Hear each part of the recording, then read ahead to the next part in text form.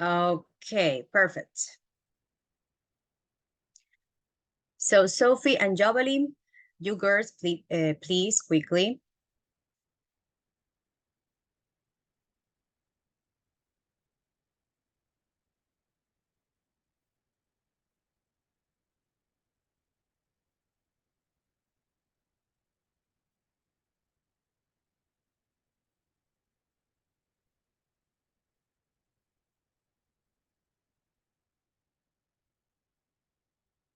Okay, we're gonna start with unit 4B today.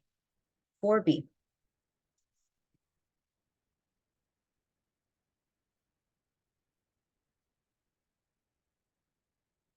Modern manners.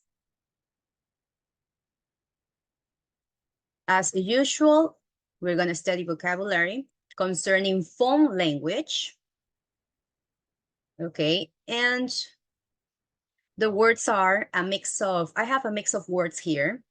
Okay, I have phrases, I have nouns and verbs, and phrasal verbs too. Okay, so let's take a look at this information. Phone language, text, or message. Text or message, okay? You can use either of them. You can use either text or message, but obviously you can't use both in the same sentence or statement, okay? Text or message. The other one, voicemail, ringtone, hang up, callback, leave a message, dial, and the last one, this is a phrase, the line is engaged or the line is busy. Engaged or busy. Okay? One more time, text or message, call back, voicemail, leave a message, ringtone, dial, hang up, the line is engaged or busy. Okay, let's do the pronunciation practice. Jocelyn, good morning. How are you? Jocelyn Sanchez, the first person that I can see in this screen. Hi, can you please pronounce all the words that we have here? First, text message, voicemail, ringtone, hang up, call back, leave a message, deal, and the line is engaged or passive. Okay, so dial, you pronounce dial, and the line is engaged or busy. Okay. Engaged. Yes, dial and busy. Okay, very good. And you please, Susetti, pronounce all the words, please. Good morning, Miss. Text, Or mail, message, call back, voicemail, leave a message, ringtone, dial, dial, hang up, hang up. The line is engaged or the engaged boy. busy. Busy. Exactly. Okay, perfect. Now, we are going to, as usual, we're gonna match the word with the definition. Okay. Who is ready?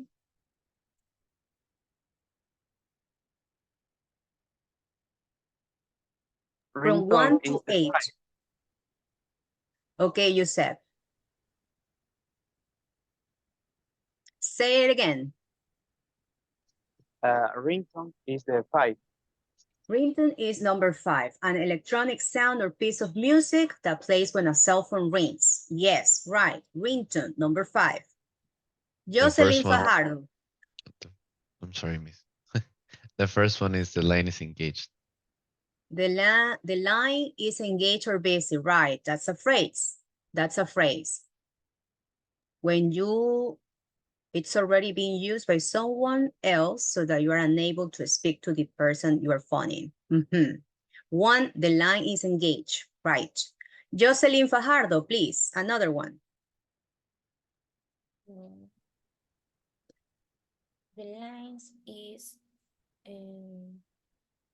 engaged. The next one, you mean number 2? Number 2.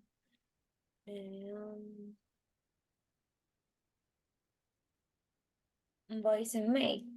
Voicemail, right. Yes, number 2, voicemail.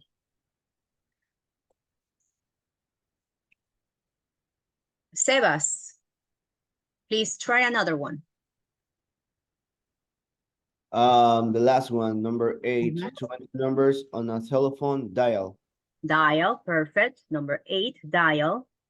Genesis?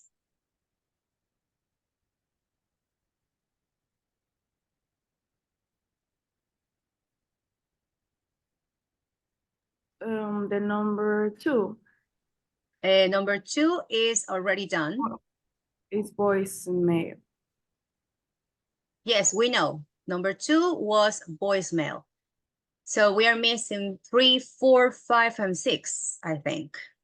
Okay, number 3, leave a message. Leave a message. To leave information for someone you haven't been able to meet or talk to. Leave a message. Leave is the verb, the noun, message. Damaris.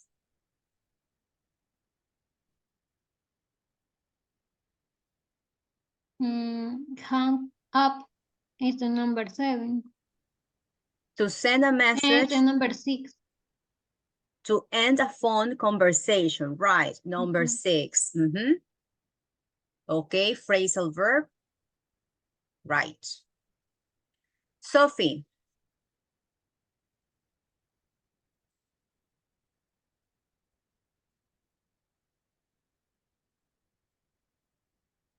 Sophie? Yes. Number 4. Call back. Exactly, that's callback. Yes, for sure. Kaylin.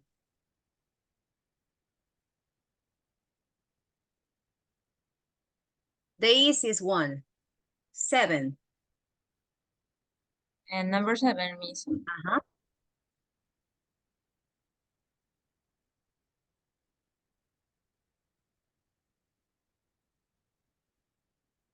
Say the word, please. 7.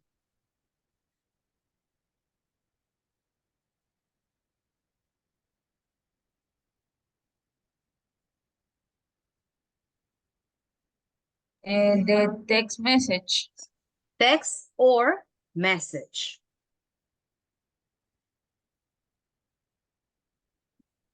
Message. Yes, you can write text. You can use either text or message. Okay, please let me see the answer.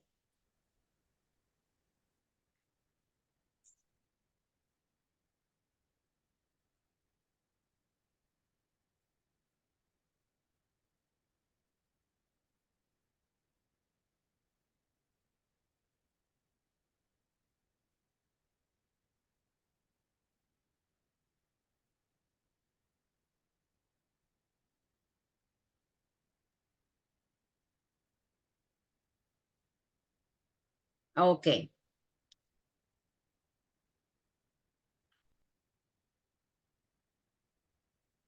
Okay, one more time. And after that, you're gonna send me a voice message recording your voice. The words are text or message, call back, voicemail, leave a message, ringtone, dial, hang up, the line is engaged, or the line is busy. Okay, please, everybody.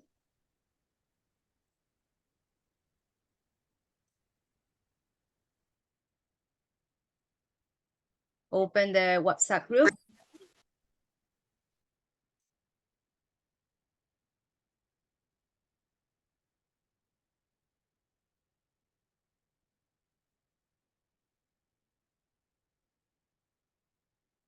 And send me that voice message.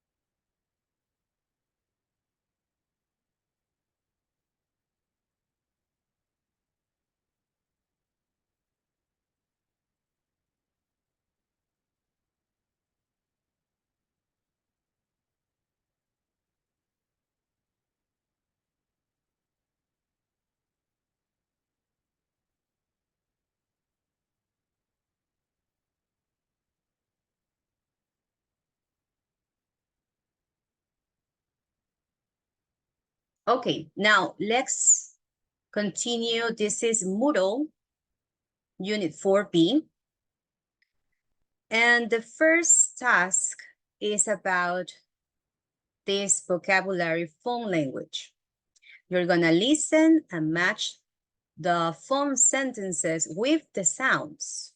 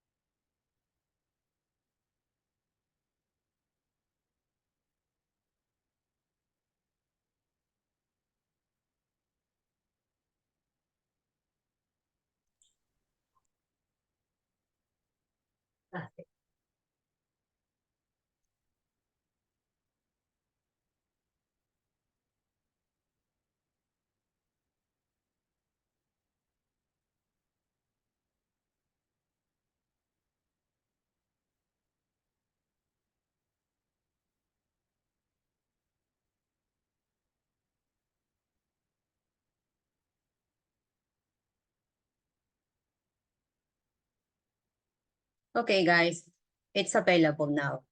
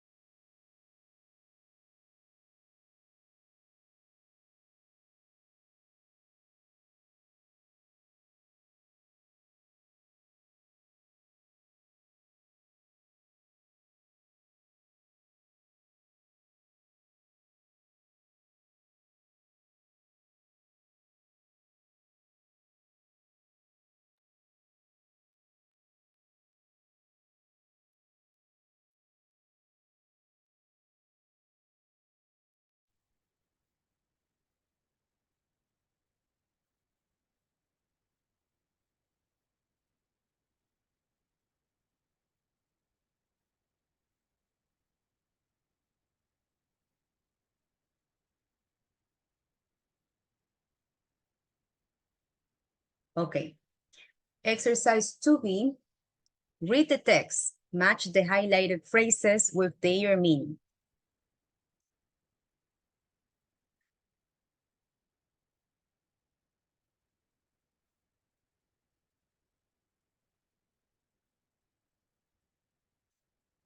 You can drag and drop the phrases that are in these boxes.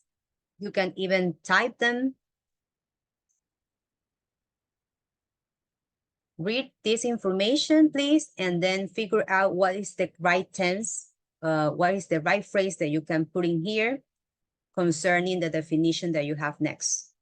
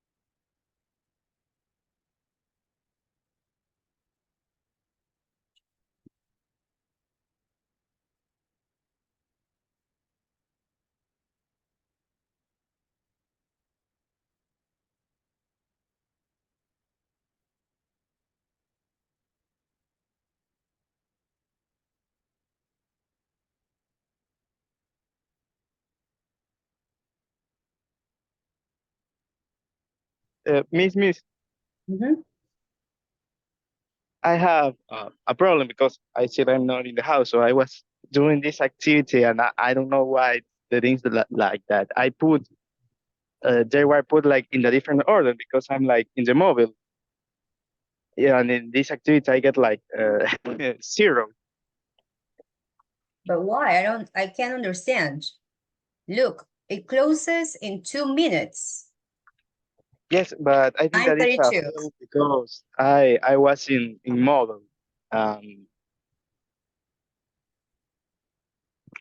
Try it again because you still have 2 minutes to finish that task. Try it again. If you still have problems, let me know when we are in recess, okay? okay. Yes.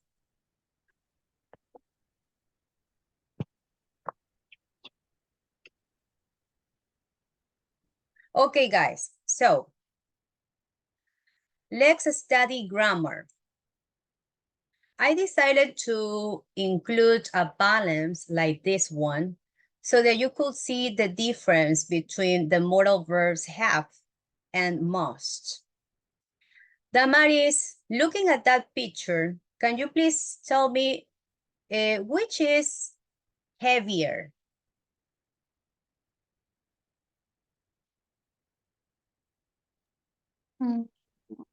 Have is most heavier than most. Have is heavier than must. Are you sure? Is that the way you can weigh things in a balance?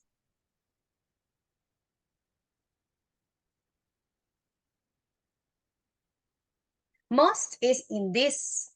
Look at must and have. Which one is heavier?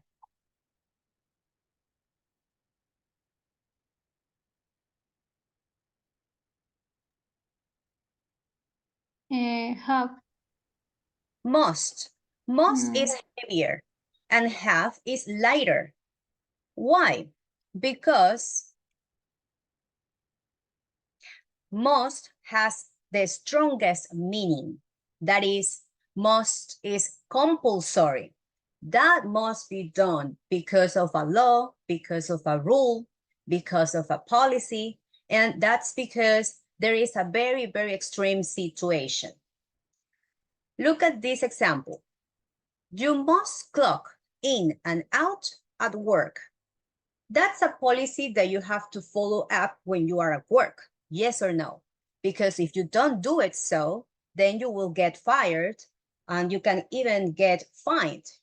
That's a policy, sorry, that you have at work. That's something mandatory, compulsory. You must do it because then you will suffer some consequences. Yes or no? Look at this other example. You must wear a uniform at work. You can't show up with a different uniform or with a different clothing at work. That's a policy that you have to follow up. You can't do it. You must fasten your seatbelt when driving. Driving is a very extreme situation because when driving, you can cause accidents like you can run over a person or you can just simply have a car crash. So in order to avoid that unpleasant situations, then you must, it's compulsory for you to fasten your seatbelt. Do you get it?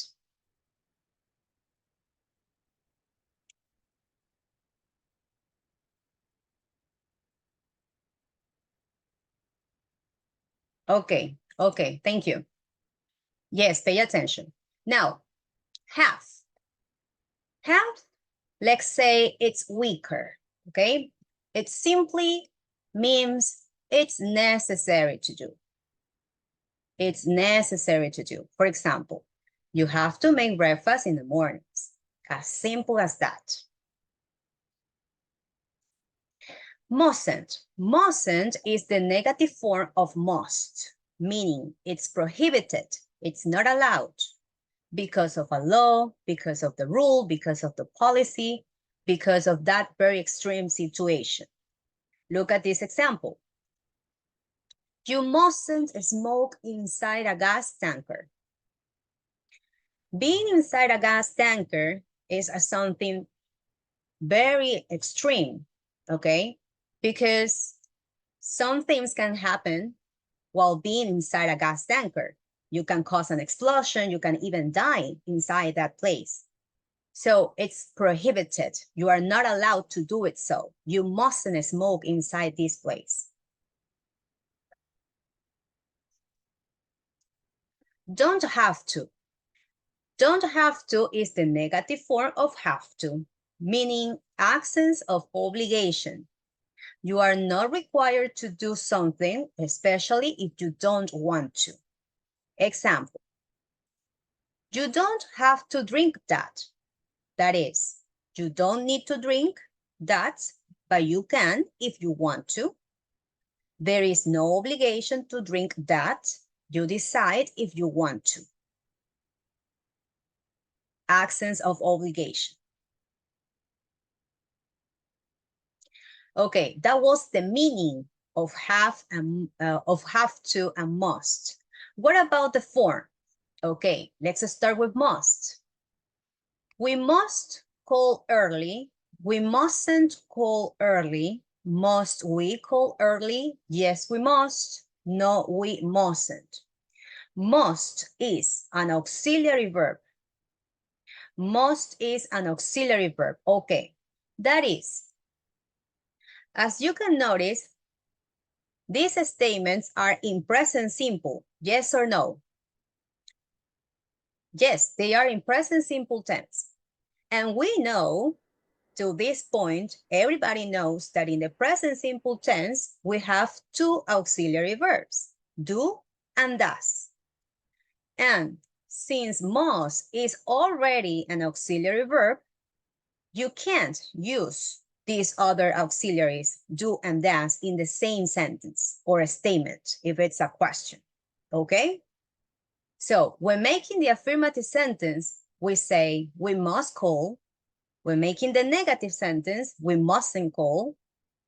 When making the question, we place the auxiliary, obviously, at the beginning. Must we call? And we answer, yes, we must. No, we mustn't. These are very good examples. Common mistakes that people usually make. We don't must arrive early. Why is it wrong? Having explaining this to you, why is it wrong? We don't must arrive early. Okay, please, Sophia, can you please tell us why is it wrong?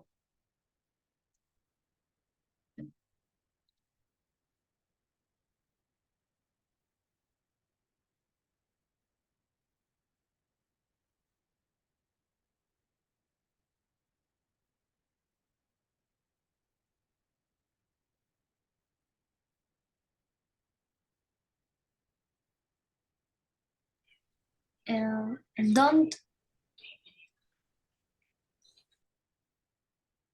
In your own words, honey, please. I have already explained this to you, but in your own words, why is it wrong?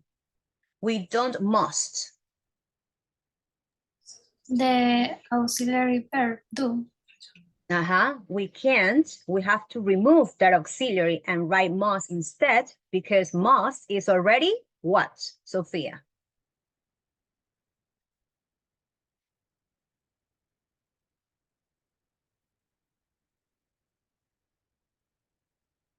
Meaning no. That's called auxiliary verb. Auxiliary verb, okay? The right way to say this is we mustn't arrive early. Mustn't because it's in negative. Okay, next. Must has no past or future forms. Be careful. Must has no past or future forms. We use had to and will have to instead. Let's take a look at these examples. Yesterday, I must go to the dentist. No, that's wrong.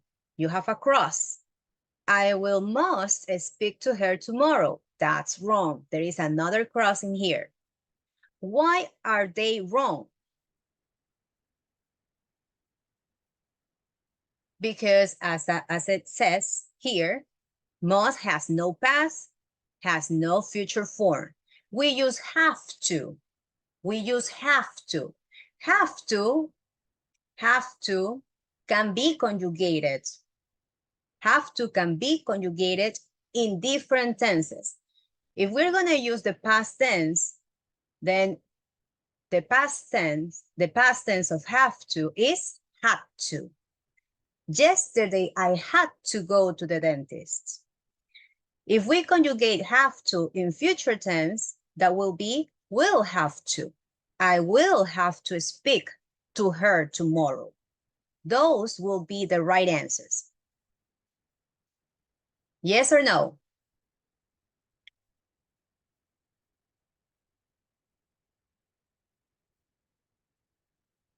Do you understand?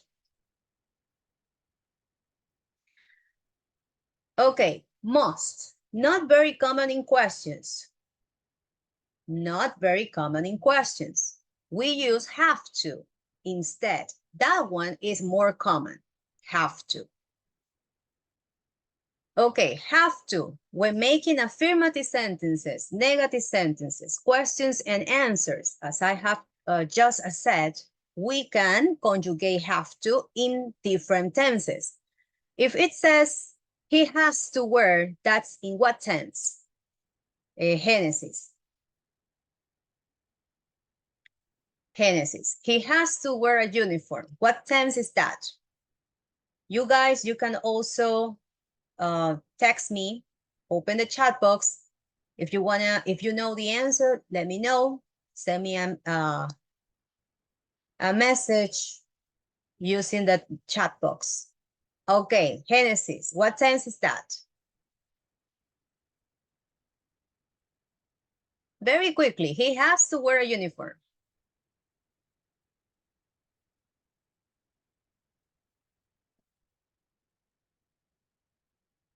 All tenses have a name, and we have studied so many tenses in this course. What tense is that?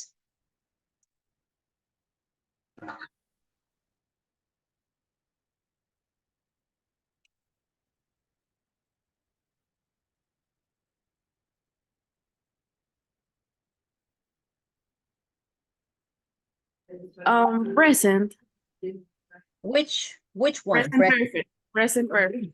Present perfect. Okay. Present perfect. Can you give me, okay, you won't, you can't give me a good example with present perfect. I have been to England before. I have been to England. That's present perfect. He has to wear, is that present perfect? Do you use prepositions in the present perfect?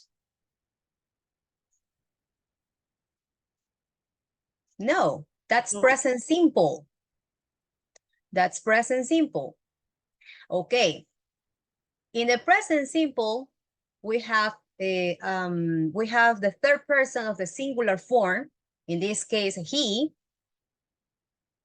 And we know that the spelling rules says there are some spelling rules, right, with the third person that you have to follow. And one says that we have to add S to the verb. He has. That's why you have S. He has to wear. Negative, he doesn't. Okay? That's the big reason. Have to is not an auxiliary verb. Use do or did in negatives and questions. In comparison to must, since must is an auxiliary verb, have to is not an auxiliary verb. Therefore, when you use tenses like present simple, you will need the auxiliary that corresponds.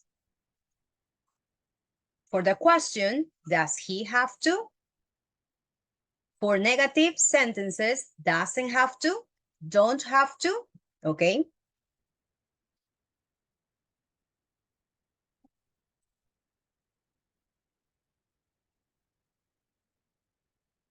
He hadn't to wear a uniform.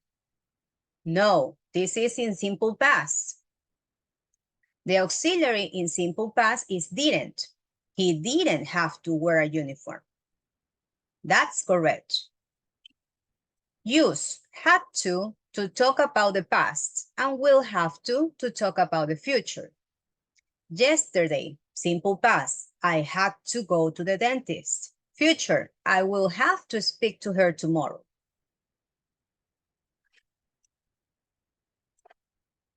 Questions?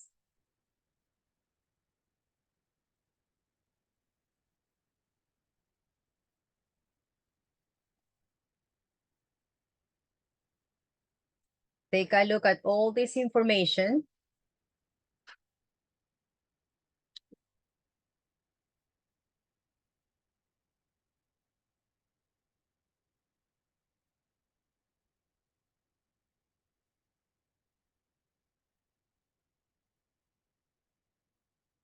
Okay, and there is another one. Should. Should is not as strong as must or have to. We use it to give advice or an opinion, to say if we think something is the right or wrong thing to do. Should is a modal verb. The only forms are should and shouldn't. You can also use ought to or ought not to instead of should or shouldn't. You should take warm clothes with you to Dublin. You shouldn't drink so much coffee. You ought to take warm clothes with you to Dublin. You ought not to drink so much coffee. In other words, should and ought to have the same meaning. They both can be used to give advice or an opinion. That's it.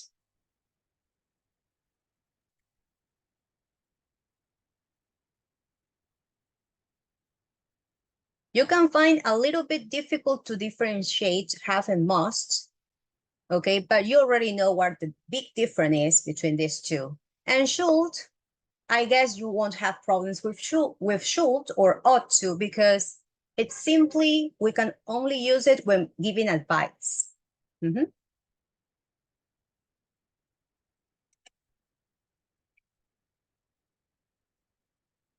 Grammar practice. Complete with the correct form of have to. And there are some symbols right there in that instruction. What does that mean? Kevin.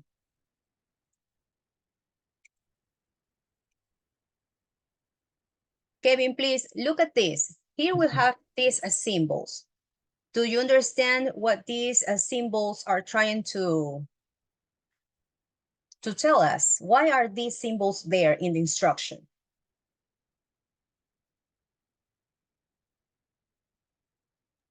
To know what sentence is in negative form. So that sentence in positive, sentence in questions. Okay, very good, Kevin. Thank you. So that's what you have to do. Use the correct form of have to. And exercise B, circle the correct form, tick if both are possible.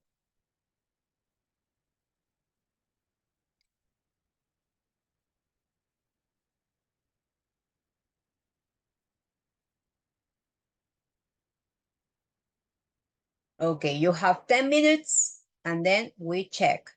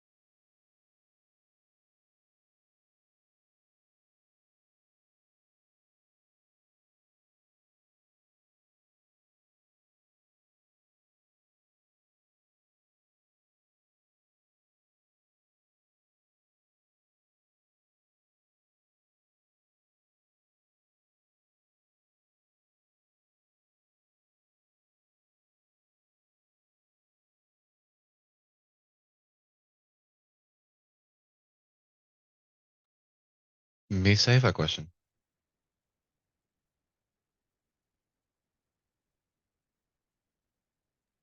Yes, please tell me. In the first one, it says complete with the correct form of have to. Mhm. We cannot use should or must. No, you can't. Only have to. Mhm. Okay, thank you.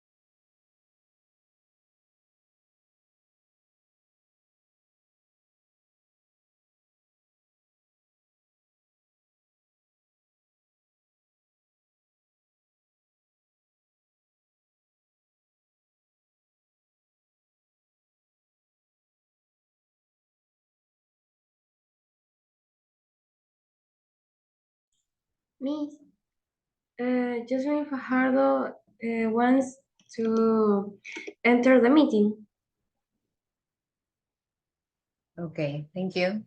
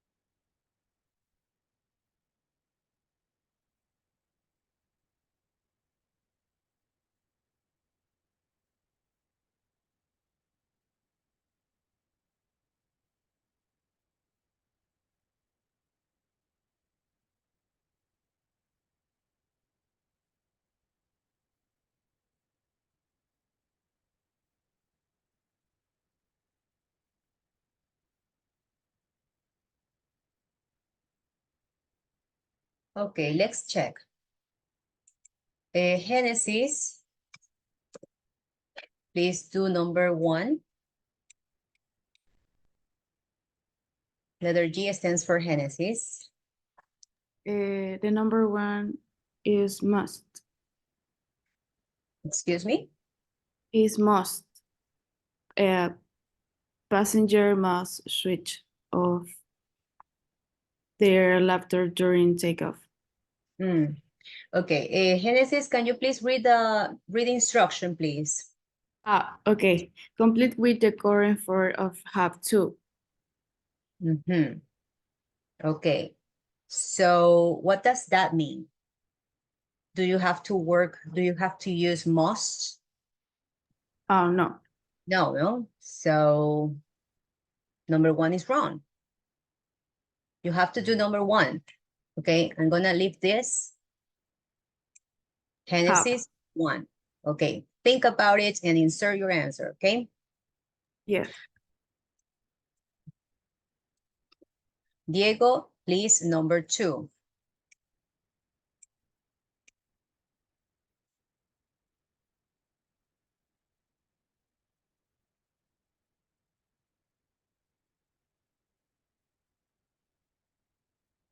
I'm not sure about the second one yet, Miss.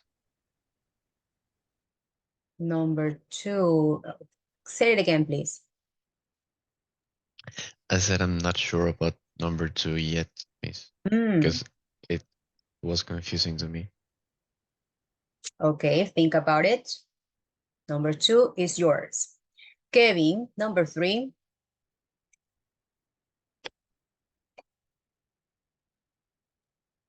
My sister is a nurse, so some weeks she had to work nights. She has to work nights. Has to work nights. Excellent. Insert that answer. Jocelyn Sanchez for. Have you ever had an operation? Have you ever Have an operation? had to? Had to. Have to. Okay. Had to have an operation. Susetti, 5.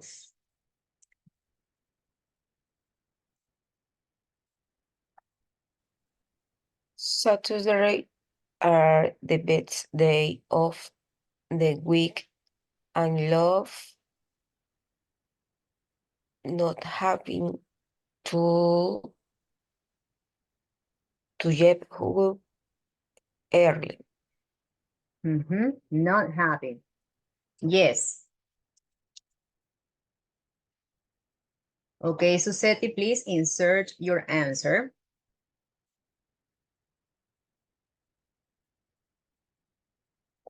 Six, Sebas.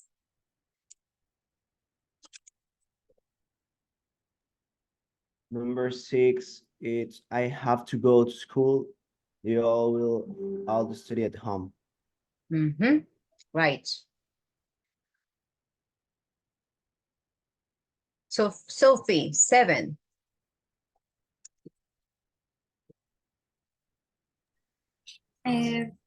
People won't have to. People Won't have to. won't have to go to school. Future, yes. Damaris, 8. With all mobile phones, you used to have to charge the battery more often. Okay, remember that after the preposition, you need an infinitive verb. Infinitive. So that's had to or have to? Have to. Have to. Okay, please. Joan, 9.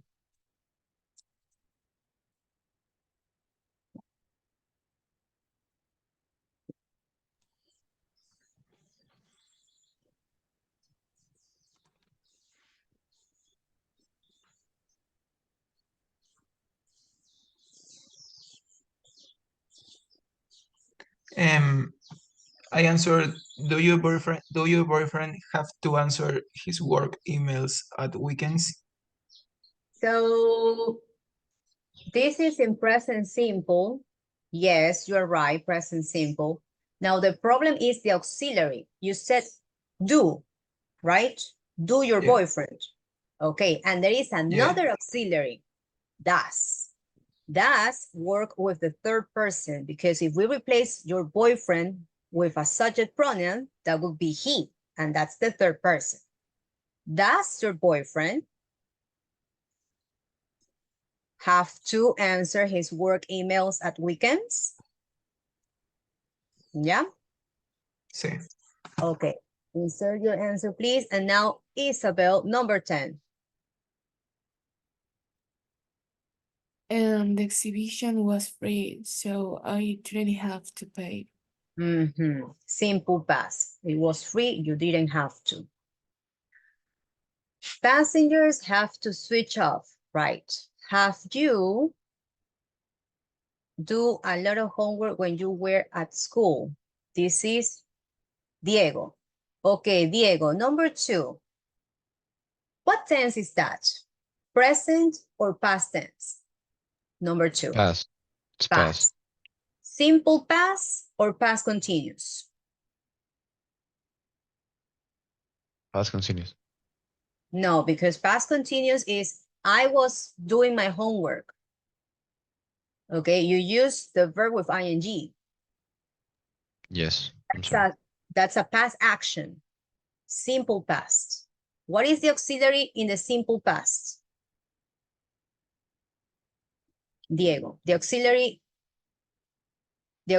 of the simple past tense. Sad. Did. Did. Oh. Oh, it's Did did you have to do then? Did you As- have infinitive have to? We don't conjugate had to. Okay. You have to, okay. My sister is a nurse, so some weeks she has to work nights, present simple. Have you ever had to? Have you ever? Present perfect. Saturdays are the best days. I love. So Seti, what happened? Number 5. Oh, now I remember you can't. So that was I love not. No puedo escribir, Miss.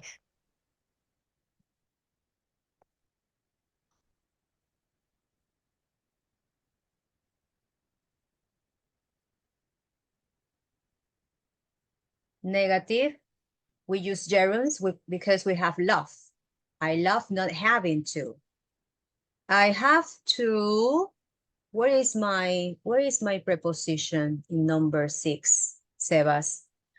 I have to leave a message. In the future, simple past. Future simple tense.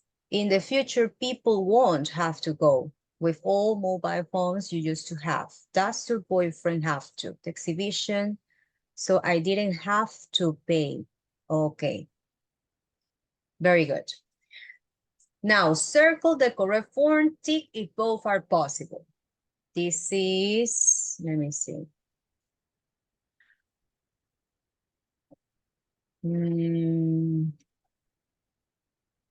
Okay, Kevin, please, number 1. Josué, number 2. Josué.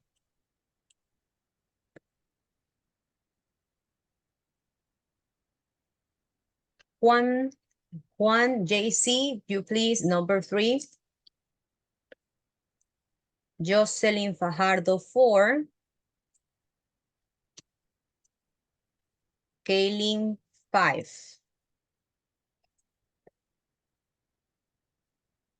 And you said 6.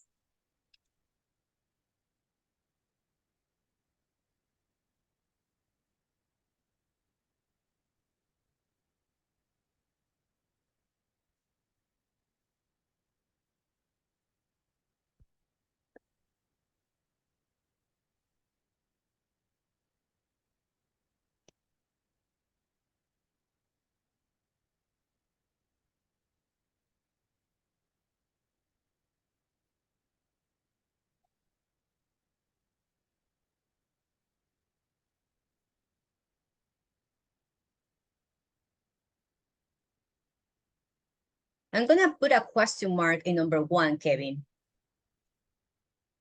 Okay, remember that for that question in number 1, we can use should and ought to because both have the same meaning. Both have the same meaning.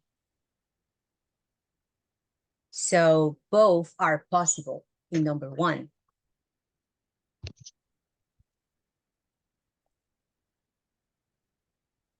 When do we use should and ought to, Kevin? When do we use should and ought to?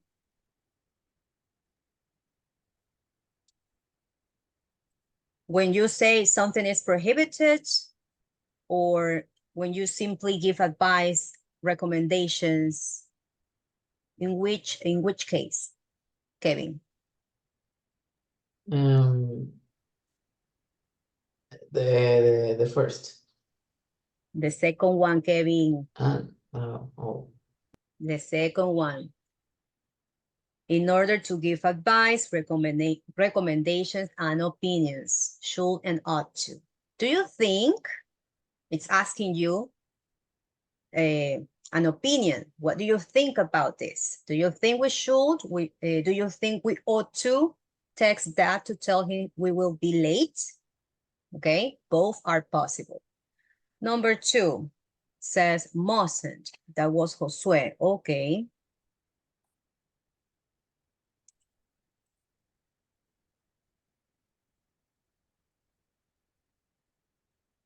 Wait a minute. I won't use ticks in here because then you will get confused.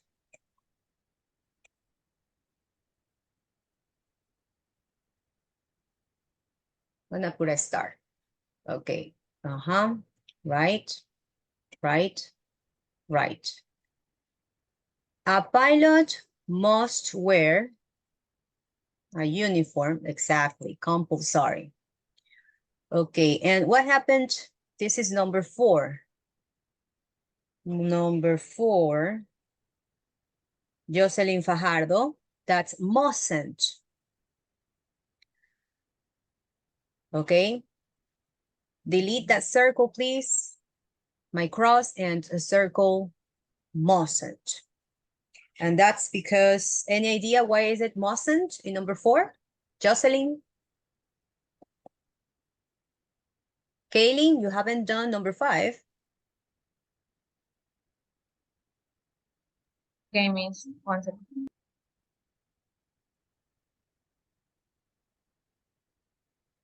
Okay, you said, please. It's because it's like, well, if you pick shouldn't, it will be like, tú no deberías, pero mustn't tiene el verbo talk.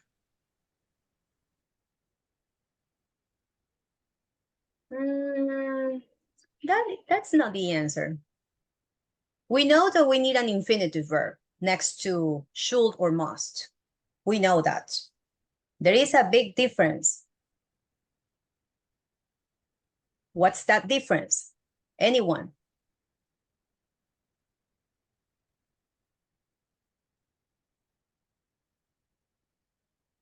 Jocelyn, number 4, why mustn't?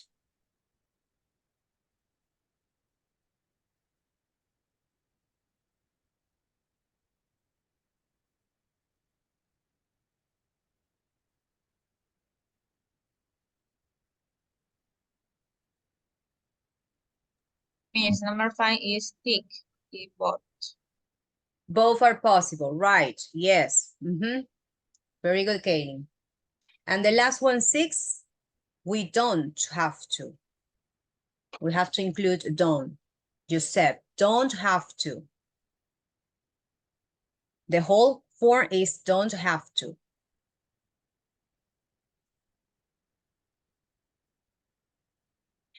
Meaning it's not necessary.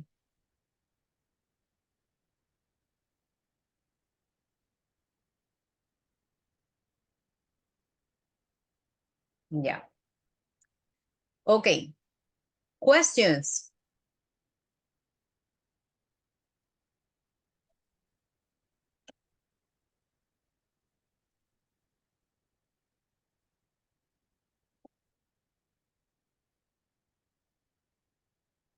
No questions.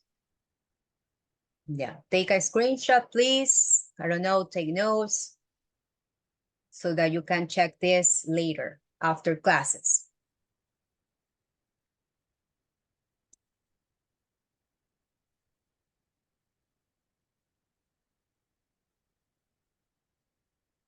Okay, let's keep practicing. You're gonna do these last two exercises, lessons B1 and 2.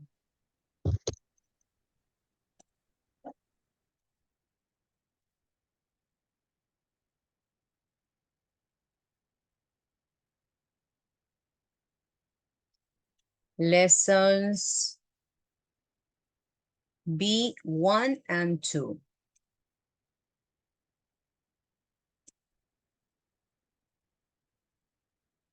Is that the link? Oh, yeah. Okay, there it is. Open the chat box, please. Practice, practice.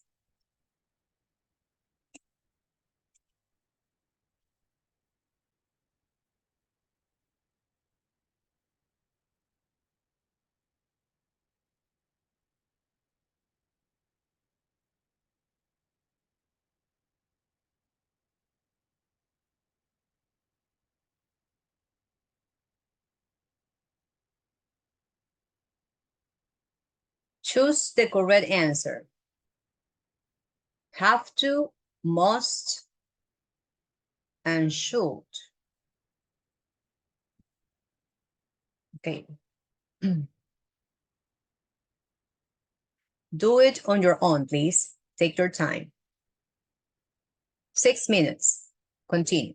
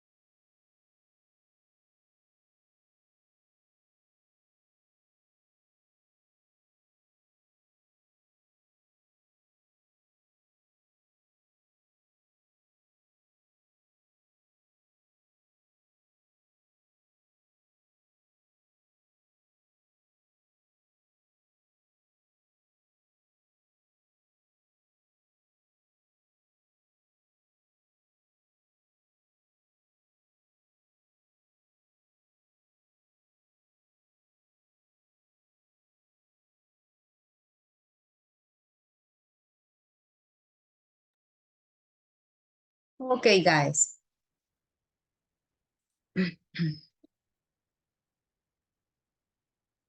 Okay, Damaris.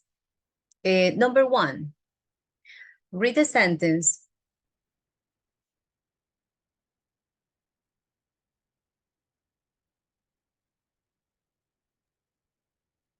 Think people should recycle more paper and glass. Okay. Aisling, number 2.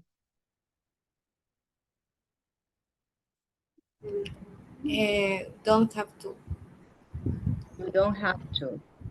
Evelyn, 3. You mustn't park here. It's an emergency exit. Carla, 4.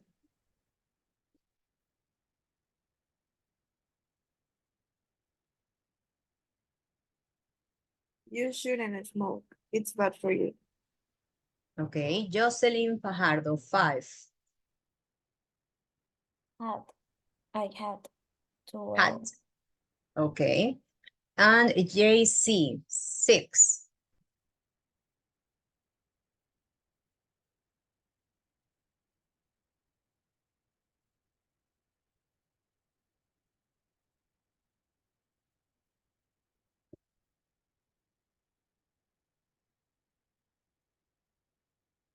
You should to phone, you must to phone, you ought to phone. Juan.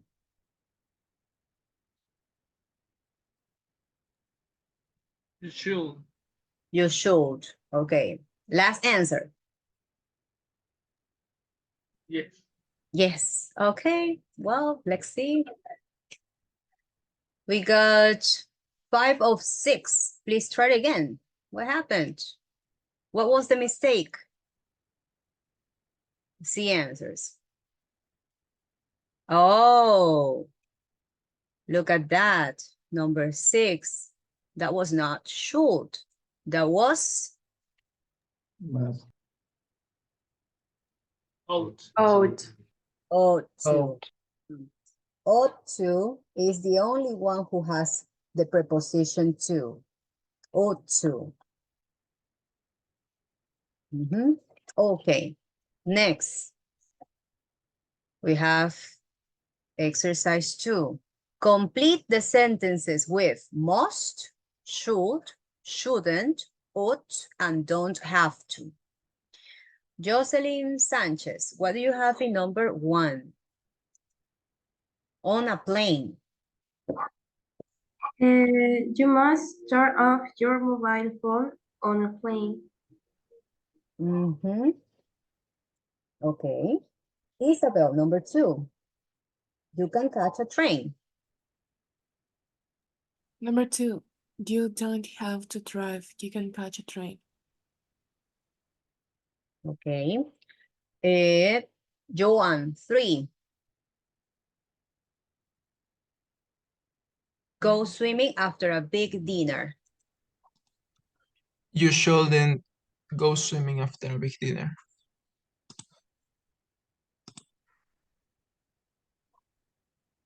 Kevin, 4. Did you? Did you have Did you have? Okay. to study Latin at school?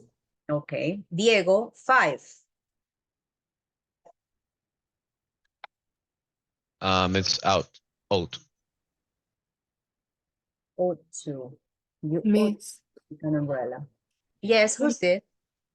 Isabel, in the Okay. second sentence, already has the have. So there is Something not. different. What? You have something different. No, es que en la segunda no es necesario poner el have. Oh, Solo yeah, el I have. know. I know. Okay. That I'm just inserting the answers that you just tell me so that we can check together if it was right or wrong. That's what I do every time we do this extra practice with this link OUP file. Okay, who is next? Genesis, number 6. I think we should go now. It's late. Okay, now let's see.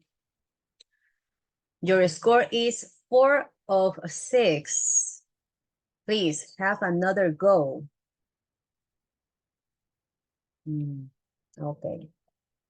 You don't have to. Okay, because have to is already here. We were missing don't. Okay, just don't. And the other one, you shouldn't go swimming. But this one is correct. I think the apostrophe is the problem. You shouldn't. And the rest, that's okay. Okay, good. You did it quite well.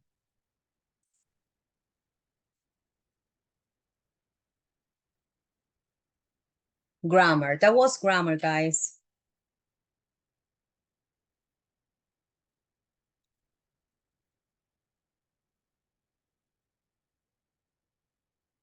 Let me check. What else? Okay, let's move on.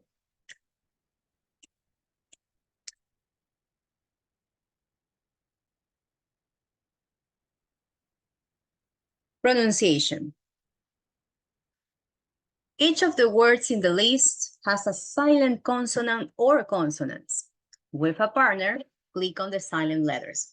Okay, you can't click. You will have to do this in your notebooks. And you're gonna do this in pairs using my dictionary. There you have the link so that you can listen to the pronunciation and notice the consonants that are silent, okay? The consonants that are silent.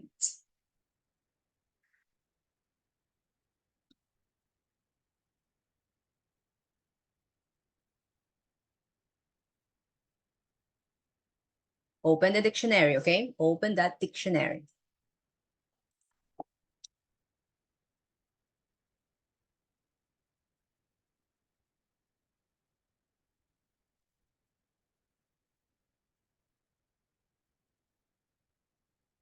Okay, 6 minutes.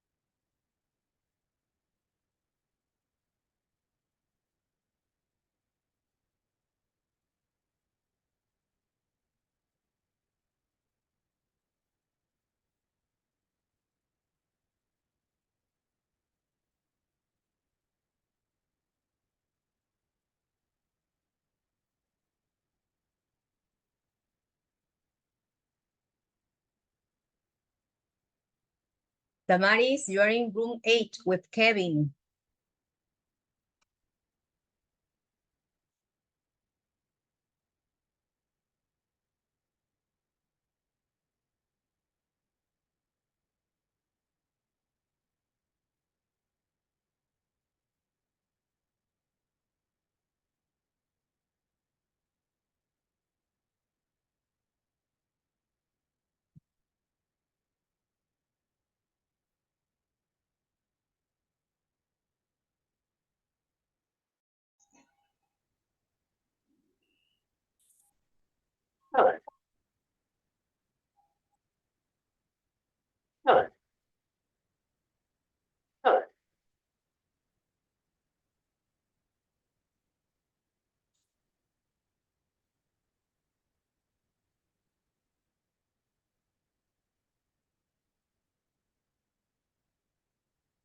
So which is the consonant or consonants that are silent?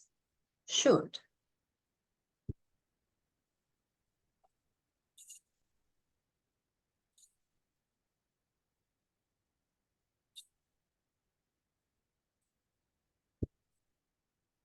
I think it's the L.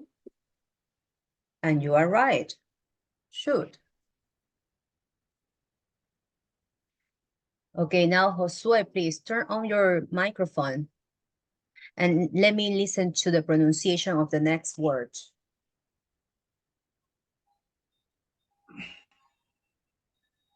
Let's go in order. Ouch, ouch. Sí. No, we don't pronounce, we don't pronounce like that. Open my dictionary. Yeah. Okay, and insert the word. Insert the word. Okay. Can you please share screen, Josue?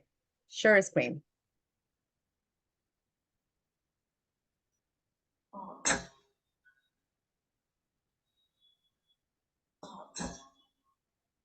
Share screen and share sound too, so that we can all listen to the pronunciation.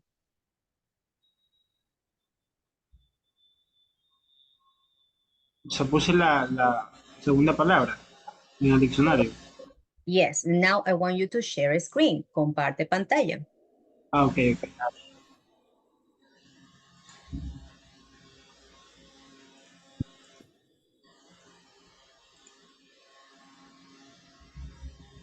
Okay, and now click on the pronunciation. There, One more time.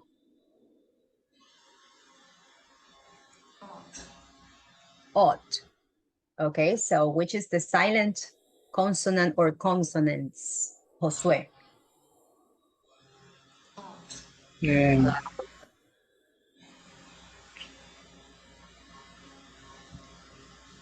What letters are silent? What letters are silent? Look at go back to my slides.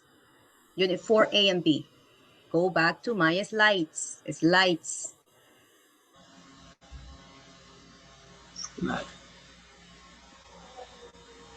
Mis diapositivas. Okay, there it is. What letters are silent? Ut. Ouch, hola aquí. Yeah.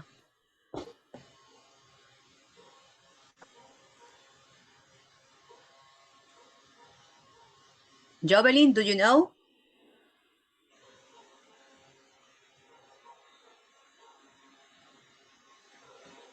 I think it's like the G and H.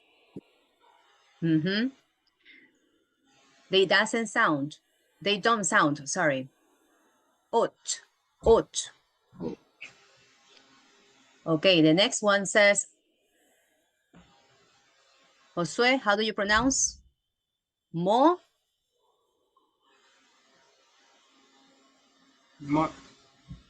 Continue. Mo. Negative. Mustn't. Mustn't. Okay, and what are the letters? Mustn't. And T. N. T. T, yes. No. Mustn't. Mustn't.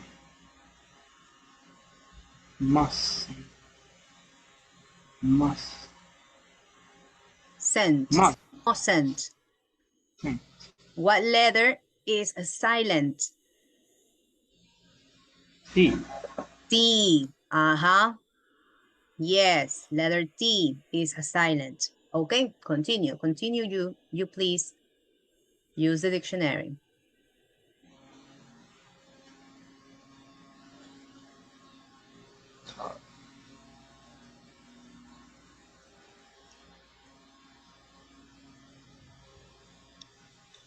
Keep sharing the screen, exactly, so that you can both help each other.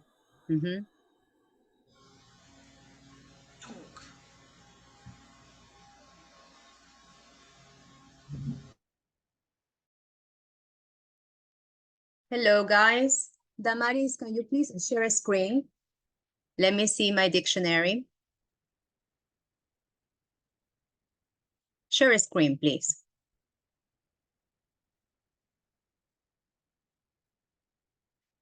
Make sure that you are sharing sound.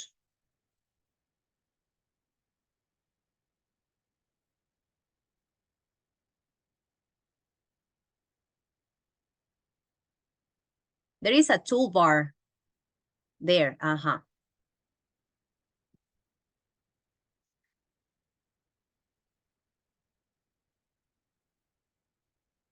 Okay, so click on that speaker. Click on that speaker. No, I can't hear. I can't hear.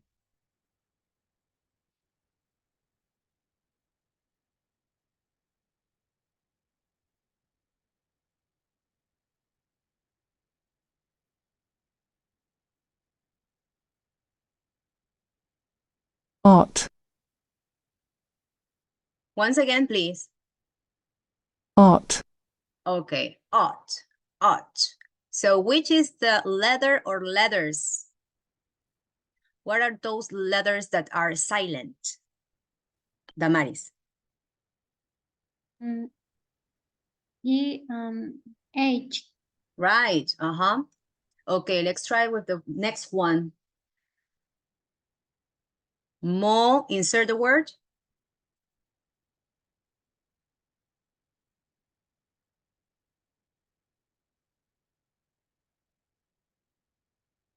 Okay.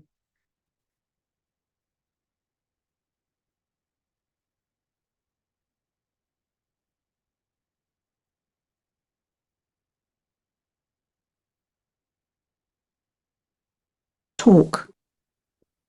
Talk. Which is the silent letter?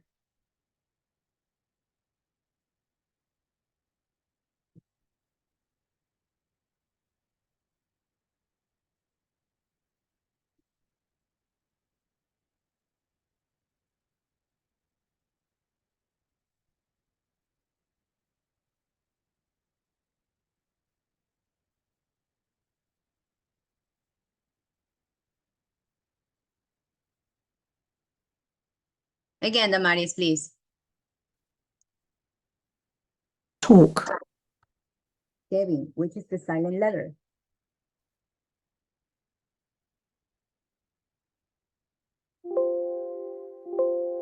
A. Talk. Talk. Talk.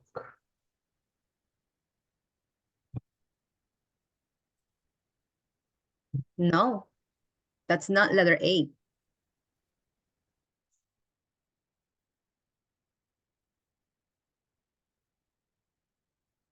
Talk, talk, talk, talk. I think that word don't have a silent letter. And what letter is that one?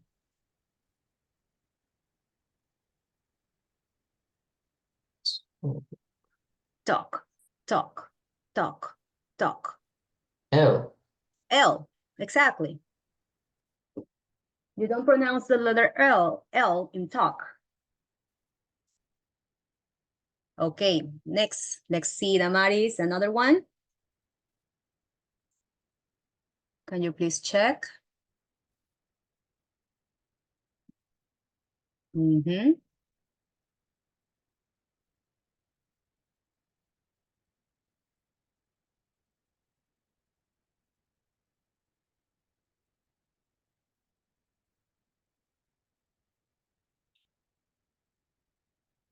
That's a verb.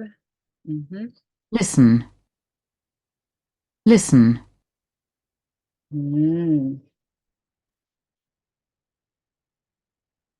Yeah. Damaris, which is the letter that doesn't sound? Listen.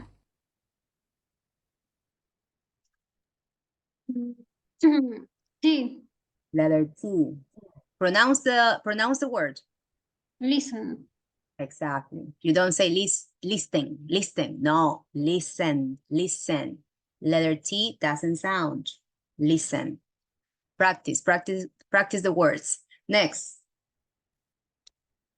Another one, please.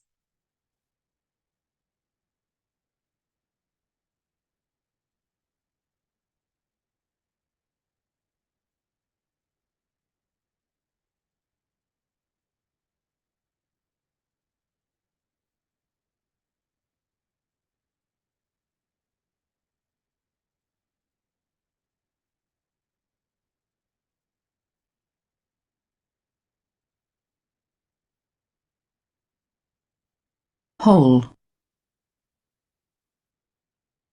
Whole. Okay.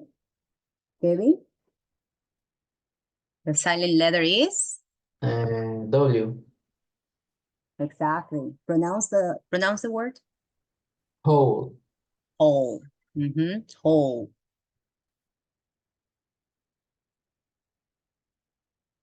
Okay.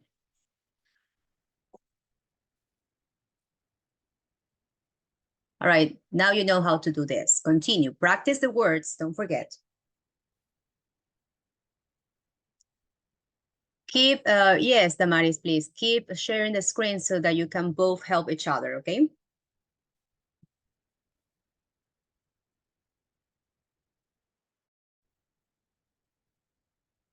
Hello, guys. Can anyone share screen? Let me see my dictionary.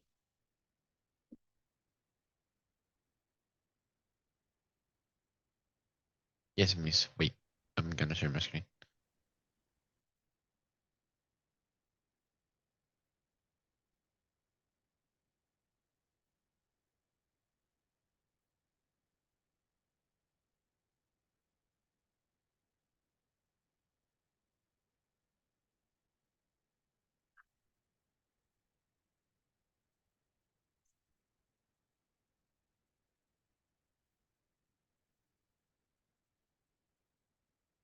Okay, darling, please share a screen.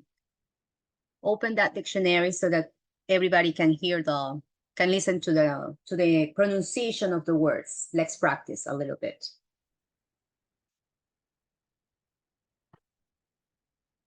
My Cambridge dictionary is, where is it? It's not open.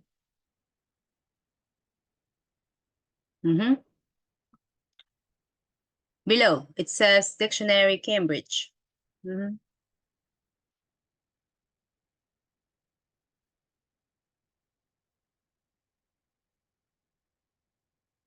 Yeah, okay. The first word.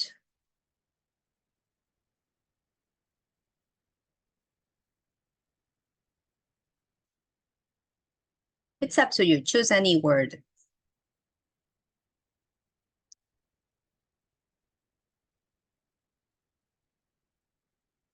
Now insert the word. Oh. Yeah.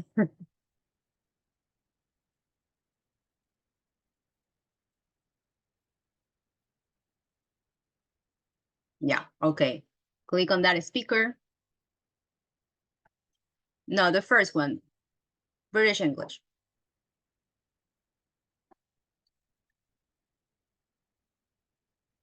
No, you're not sharing the sound. You forgot.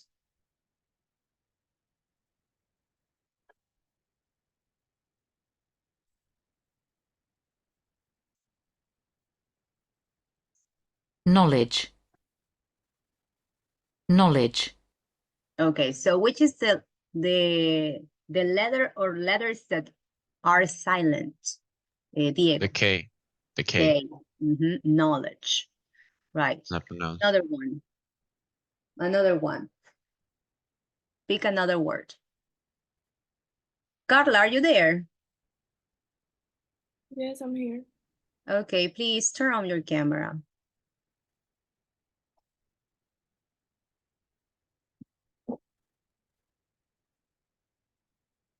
Okay, Carla, it's your turn.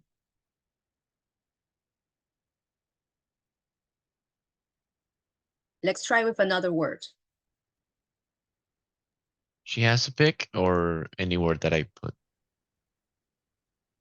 As long as you let me listen to the pronunciation of a word, it's up to you. Any word. It's okay. Any word. Yes, any word.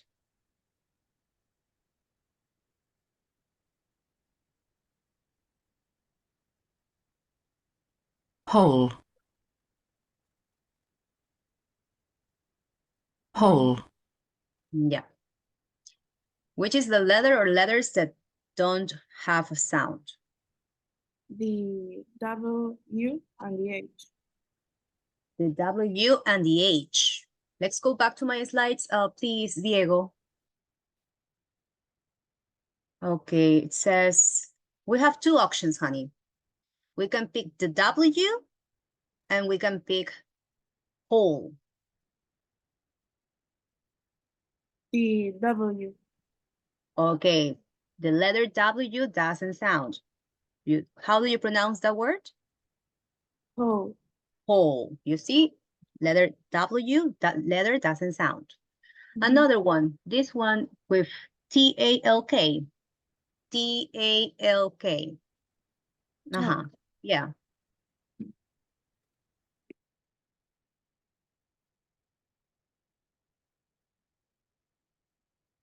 Talk. Talk. Okay, Carla, which is the letter that is silent?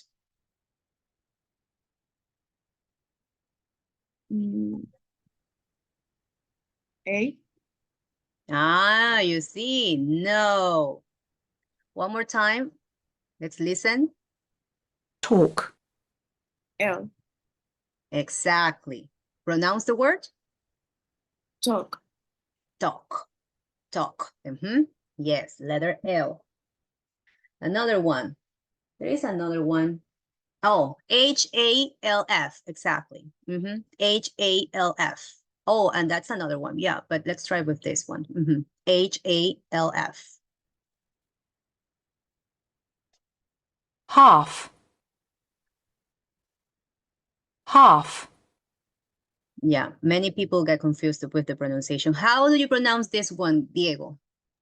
Half. Which In letter the, does it sound? the L. The L is the one that doesn't sound. L or F? L. L. Uh-huh. Because you say half. Half. No, half. Half. Exactly. Half. Good. And you, Carla, another? The one that you were, Diego, you were, yes. You were pointed at that one. Rhythm. One more time? Rhythm. Okay. You, Carla, please. The H. What? Sorry? The H. The H. Okay. Pronounce the word? Rhythm. Region, exactly. Okay. Now you guys, please practice all the words, and make corrections in case there is, in case you are pronouncing the words wrong. Practice.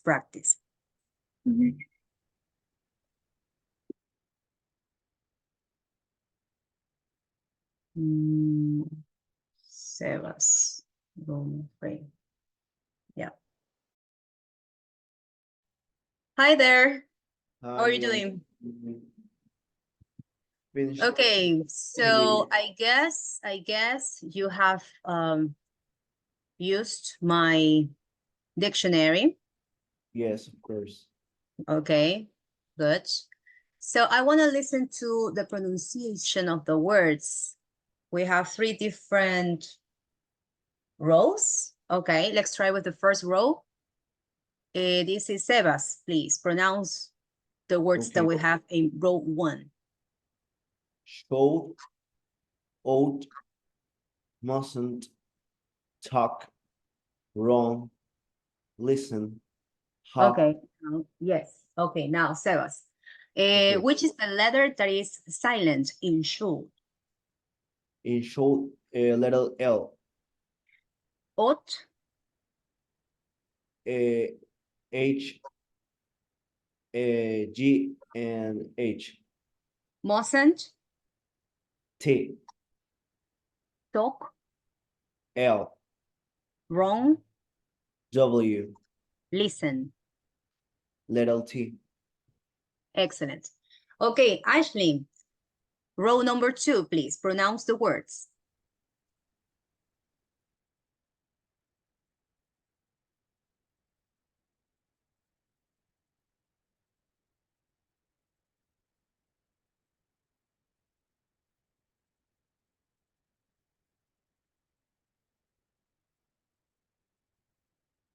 Ready? Ashley, please continue. A ver, Design, Wall, Writing, Dog, Foreign, Calm, Island. La primera palabra, Design. No, no, no, no, no, no. No Spanish, no Spanish. Okay. What's that? No, be careful. Okay, so the last word, can you please, Ashley, share a screen? Share a screen, please. And make sure my dictionary is open and that you are sharing sounds so that everybody can listen to the pronunciation of the words. Okay. Mm-hmm.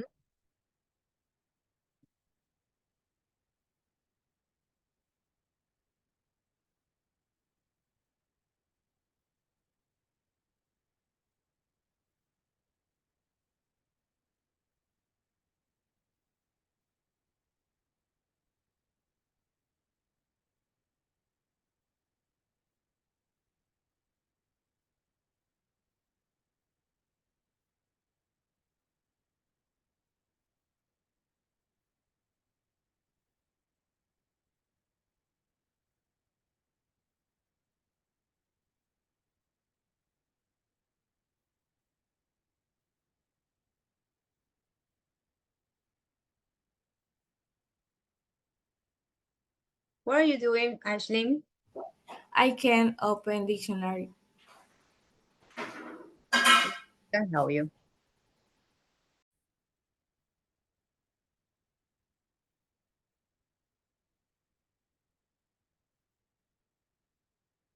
Okay, listen, please, Ashley. Island. Island. Mm-hmm. Island, right. So there is, Ashley, there is a consonant that is silent. Can you please tell me what's that consonant? I-S or land? S. Okay, pronounce the word again. Island. You see the difference? Very good. Yes. Let's try with the other one. Thank you. It says, it's my pleasure. Listen. Calm. Calm. Calm. Mm-hmm. Calm. So which is the letter or letters that are silent? L. L. Pronounce the word again. Pronounce the word again. You see? Very good. You can do it. Yes, you can do it. You have to practice, keep practicing so that you can improve your pronunciation. That's it. Use my dictionary. Don't forget. This is the Cambridge Dictionary. You can check for the part of a speech. You can also check the pronunciation with these speakers. You can check the definitions, translations, and sentences examples. It's complete. Okay. Okay, so, and the last row, this is Sebas. Can you please pronounce all the words? All the words. Yes, all the words. Should, ought, mustn't, talk, wrong, listen, have, the honest, knowledge, design, whole, rhythm, doubt, foreign, calm, island. Doubt, foreign, island. Okay, good. Now, Ashley, please pronounce all the words.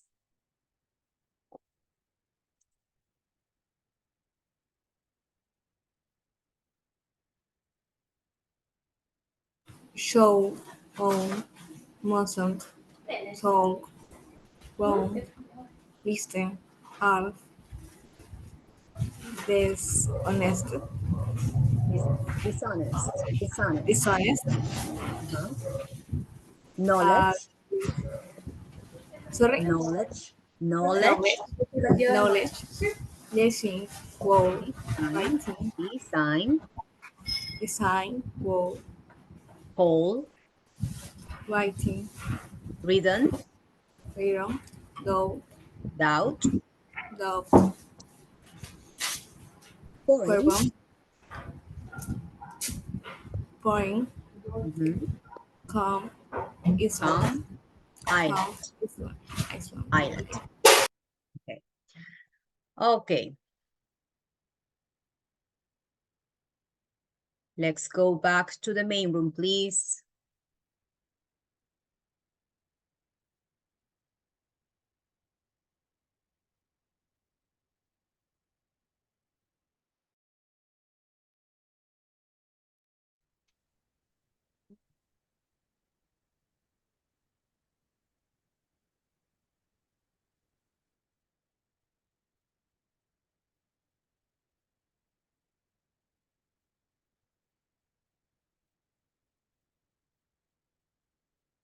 Okay. Wait a sec, Joseph. Let me see if everybody's here.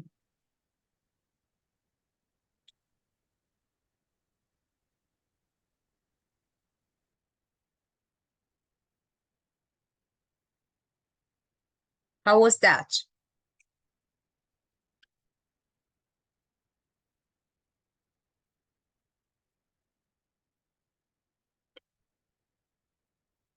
Jocelyn.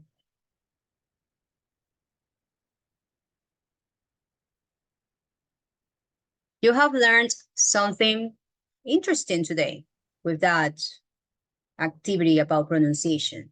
What was that? Comments, please.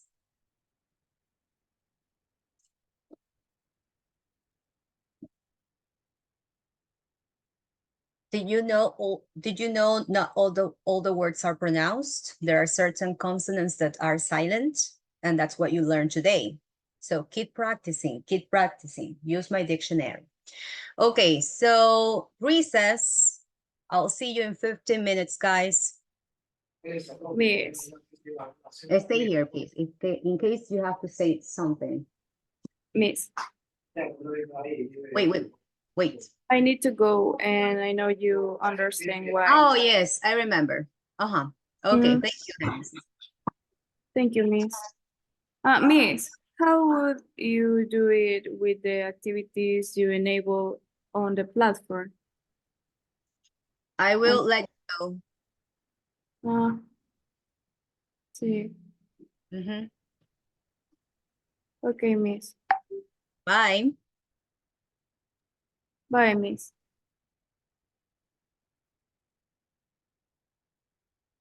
Okay, Joseph. Uh-huh.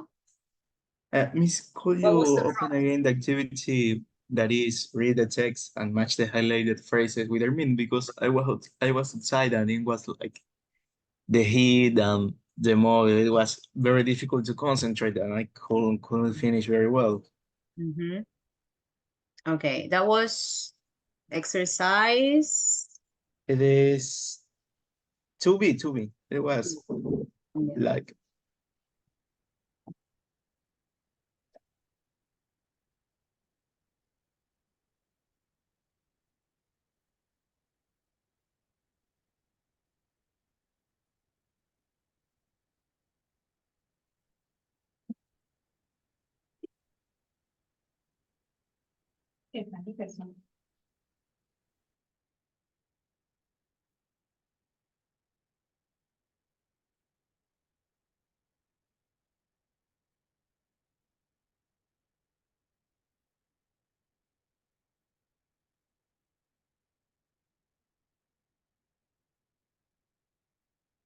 Okay, you can now do it. okay, Miss. Thank you.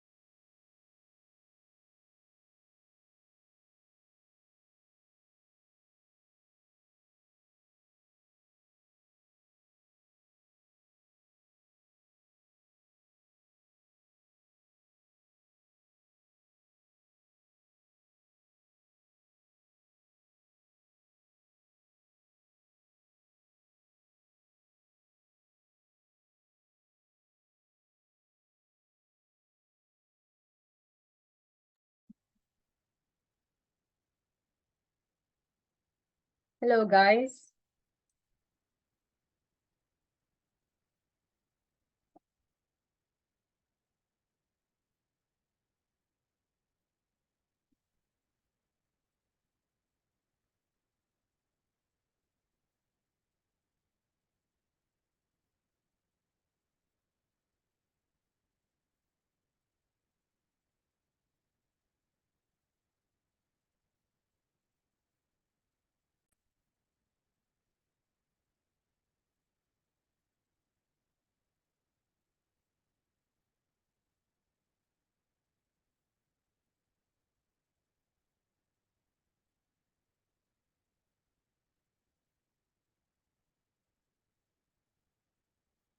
Okay, listen up, everyone. Time to talk about the project that we have in this new unit. Project number 4. Welcome to and it's sort of a talk show, okay, with an interview included.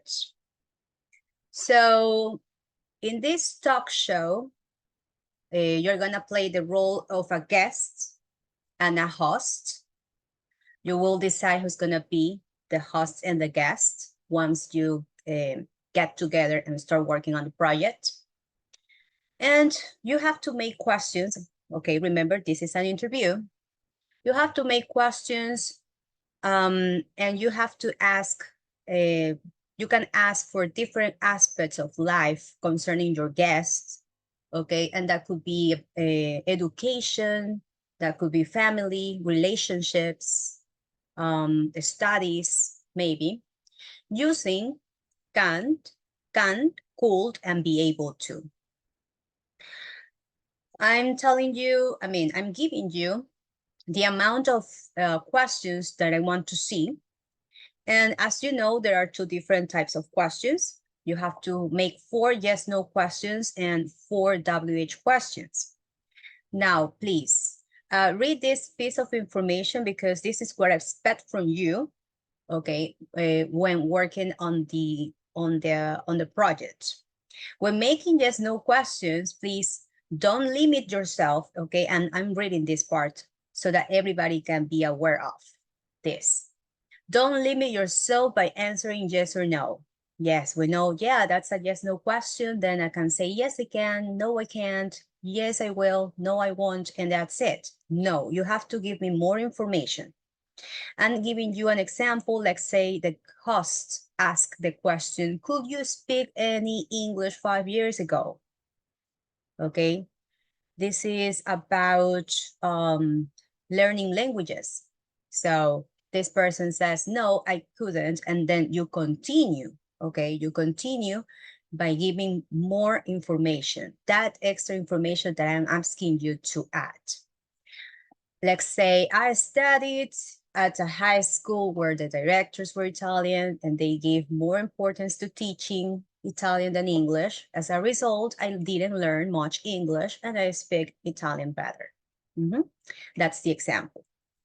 And the other type of questions, we have WH questions.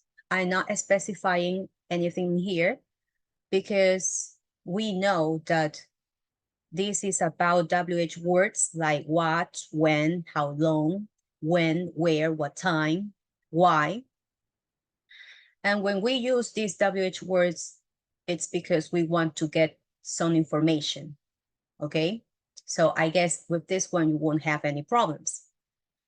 Okay, and now about this last part.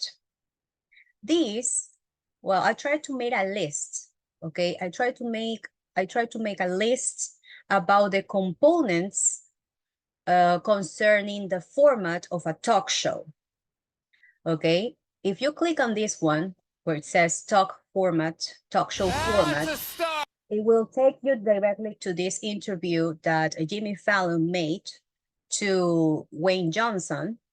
As you know, Jimmy Fallon is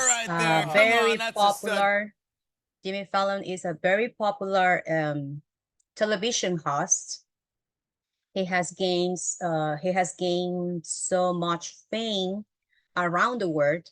So his talk shows have this format, okay? This format of, well, there are so many things related to. So I want you to please watch this video. It lasts 11 minutes, but we're gonna watch the first 5 minutes, and then we're gonna have a little talk about what the components of what this talk show format is all about. Pay attention. Welcome back to What's the up, show. guys? Good to see you. Good to be back. Thank you for doing the show. I appreciate it. And thanks for going down to FAO Schwartz. Man. Did that feel great or what? That was just, it was so much fun. I always like to say, like, stuff like that is like, it's the best part of fame, because you get to go and you get to have fun. And then at the end, it's like, all right, everyone get your toys, because it's on Duana Claus. Let's go to the register. It was on, but I mean, I will also say it's fun to be standing behind you and next to you and watch everyone's face, because it's honestly a feeling that I hope that you do appreciate. But I'm watching these kids, their faces just melt. They're just like, oh my God, like you're a superhero. You're larger than life. It's the coolest thing that you do that and always give back and always do something for the people. And it's awesome. It felt it's great. awesome. Never gets old, and never stop being grateful for it. And it's awesome. Yeah. Yes, You always like, very cool. What is Acorn, by the way? What is? So Acorn is a financial tech company. So I bought everyone's gifts today with my new Acorn Mighty Oak card. Yeah. The financial tech company that I invested in a couple of years ago. And after the investment, we started thinking about ways, well, what can we do for the people, for the consumers, that we could maybe create a debit card, because usually debit cards are created for spending. In this case, of the highest APYs out there, 3% for checking, 5% for emergency fund. And I wish back in my $7 days, when I had $7, that I had a card like this. Yeah. So I'm excited about it. It drops tonight for all of you guys. Oh, and one more thing. I think this is really cool. It's a fun part of what we like to do is, since I started with $7, we're gonna. You look at it like it's like 7 golden tickets. So everybody who signs up for an Acorns Mighty Oak debit card, 7 of you, maybe one of you guys, maybe more, will win $50,000. Yes. It's awesome. It's awesome, man. Fun. I think it's awesome. That's the best, right? Yes, it's the best. I know in light of the recent wildfires in Maui, you and Oprah started the People's Fund of Maui. Yes. And how has the fund been able to help those affected by the fire? The fund has been really incredible, and I thank you guys for your love and your prayers. As we all know, the devastating fires of Maui, they were the worst fires that hit U.S. soil in 100 years. And so it was heartbreaking, devastating for the people of Maui. These are my people, my Polynesian people, our American people. So we wound up starting the fund, standing it up on its feet. We have a lot of corporate support too as well. I just want to take a moment just to shout out the Bob Woodruff Foundation, shout out PayPal stepped up in a big way, our friends at Ancestry, all of you guys. So I just want to say thank you. I got to tell you, the most gratifying thing about this is stepping in this moment, and now for months we've been able to help out over 8,000 survivors. So it's really, really beautiful. It's interesting. You got to step up when we're hurting, you know, and you're there. Yeah, when we're. Okay, guys. So these are the components. These are the components that I'm seeking in your talk show. Remember, these are the components for that format. So as we could notice, they were having a casual conversation, and that happens in a friendly environment, okay? Casual conversation, meaning they were having so much fun, they were even laughing, they were also like chilling out a little bit. So make sure that you are actually, this is actually being included in your talk show, okay? And there is another, choose greetings, use greetings to say hello and goodbye. You could notice that at the beginning, The Rock, he didn't simply sat down and start talking. He also said hello to the audience, to his host, and later on he would say goodbye to everyone. So make sure that you also include this part in your talk show. Another one is add sound effects or background music.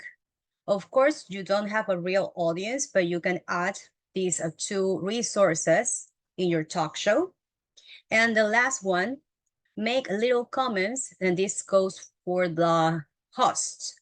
You, the host, you have to make little comments after your celebrity, meaning your guest, answer your questions, okay? That video was a very good sample for you to get a better idea of what a talk show is.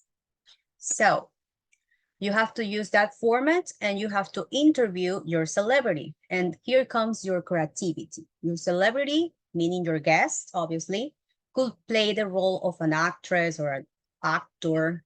It's up to you. You have to say the name of the TV show, and you can also make a short intro. This is an idea, okay? I'm giving you some ideas. It's up to you if you want to put that into practice, or you can choose something else if you wish as a group. It could be his or her biography to introduce your celebrity, and then you can start with the questions. Remember, yes, 4 yes, no questions and 4 WH questions in that interview. This is due to next Friday, okay, till 12 o'clock at noon. Now, you can use Zoom, but if there is any other program, you can also work with that program. You can use, I don't know, if you want to show pictures while interviewing your guest, that will also work. For example, I don't know if you have ever watched Ellen DeGeneres. Have you watched that program? Ellen DeGeneres? She usually, when she invites her guests, she sometimes use pictures of them, and she shows them in a big screen, and she starts talking, I don't know, like narrating what was going on when that picture was taken, for example. So you can use other sources too in that talk show that you're gonna make with your partner.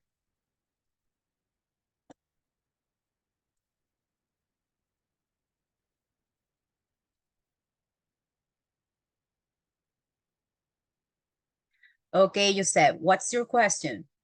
Miss, could you send this slide for all of Well, us? let me tell you, everybody have access to my slides. Yes, you do. I even informed you that the other day. Wait a second, let me show you.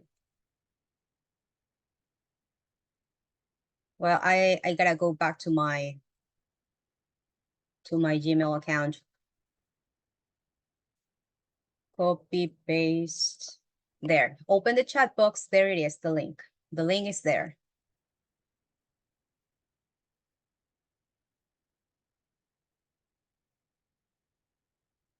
Okay. Is there any other question? Obviously, Jocelyn, you have to access. You can access with your Gmail institutional account. Okay. No questions. You know what you have to do. Don't forget the speaking rubric. Check the indicators that you have there. Okay, pronunciation, vocabulary, grammar, intonation. That's another one. Okay. All right. I guess you're gonna keep working with the same partner. No changes.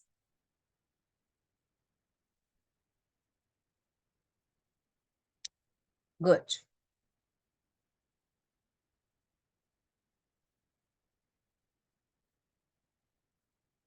Okay, this is Moodle.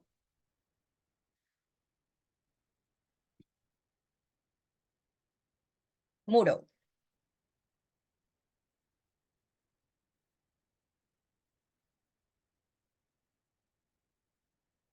Grammar Bank 1A.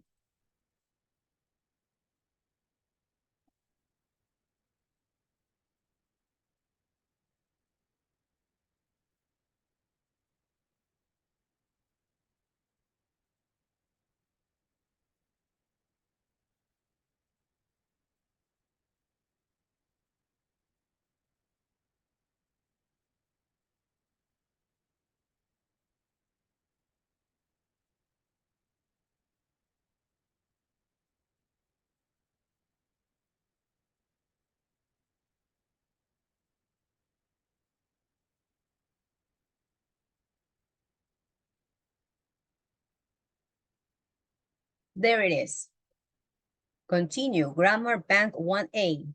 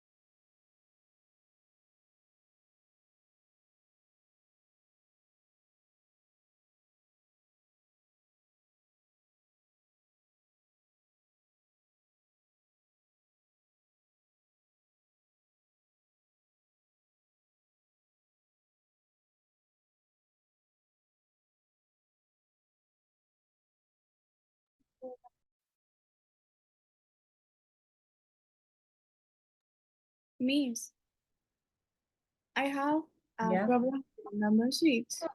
Number 6. What's We the did problem? this, yes, we did this in class, and Mm. I remember we put have. I have to, but it says that is incorrect. It's had. Yes, this is in past tense. But in class, you said it was have. That's why I put I don't know. I don't remember, but this is in past tense. This is in past tense because it says because she wasn't in. But you have to check. You have to read all the whole sentence. You have to read.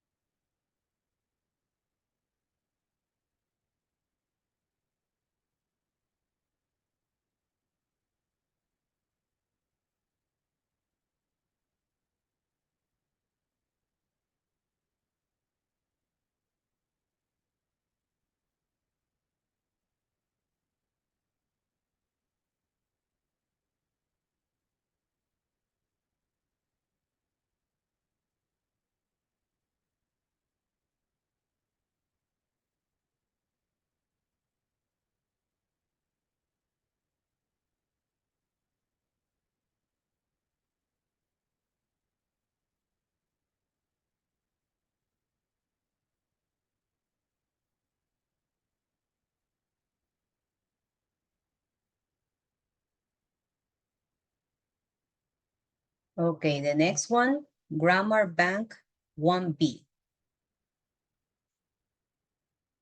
No. Oh, yeah.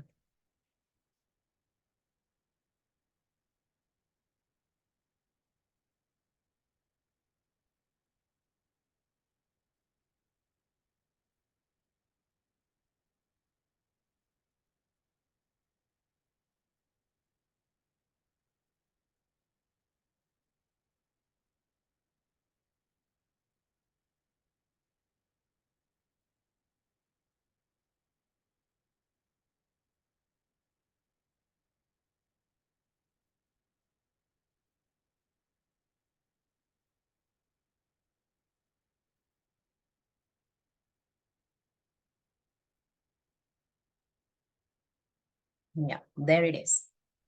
1B.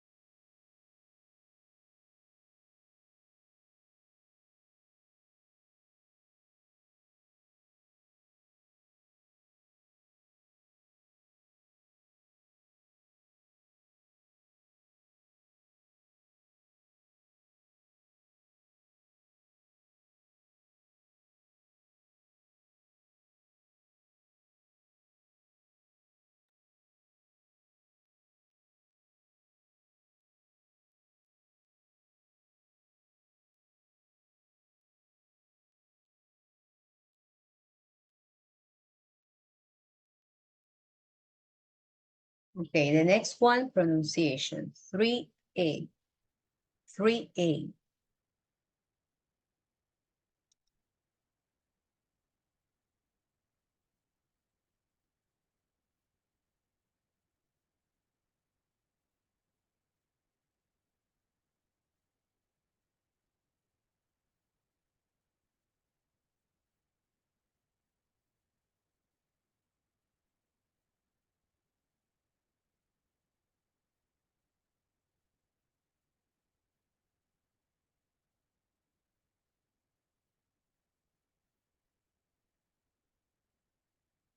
Okay, 3A.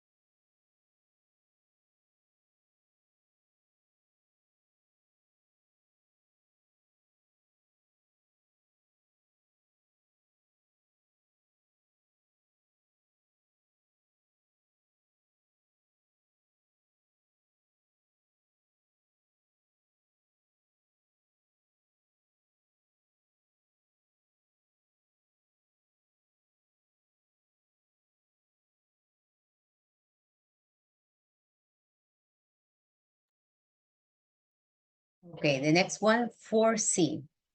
Find words or phrases in the article which mean. 4C.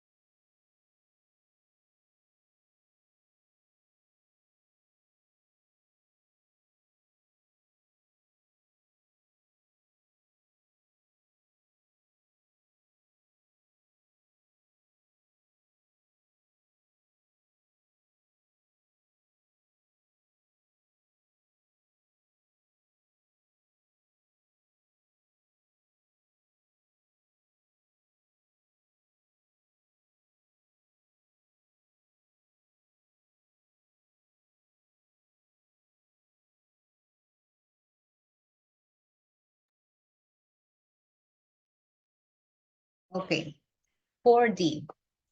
Now, read some of the comments that were posted on the internet.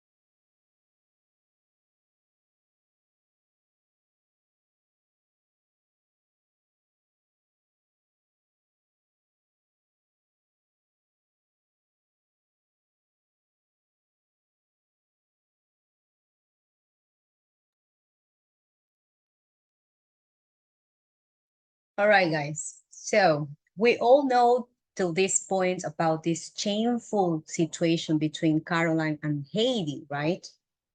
That email went viral and people started commenting. Their comments were posted on the internet. But what about you? What do you think? What's your posture? Let me open this link. Here we are, Jamboard. I want to know what you think. Are you Team Caroline, Team Heidi, or neither of them? Insert a comment.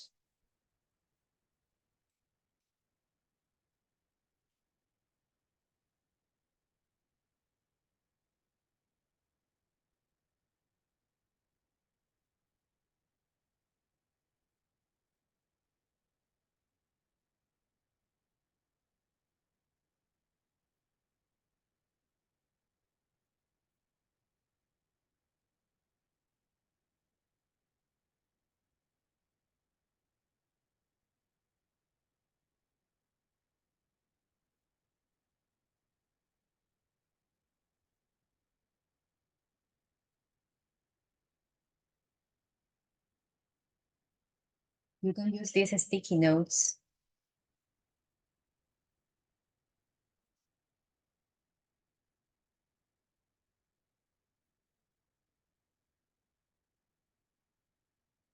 Don't forget to include your names.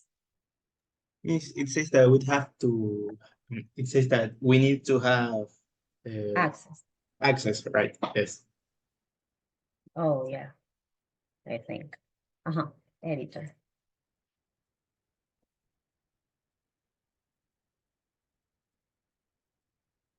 Yeah, there it is.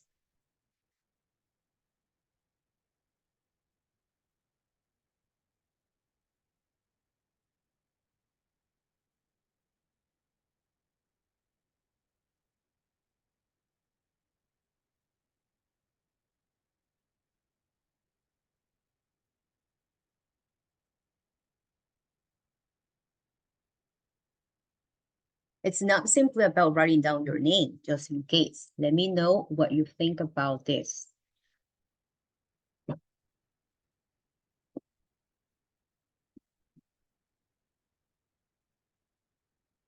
Explain yourself, please, Joan. Why are you Team Heidi? Okay, so write it down.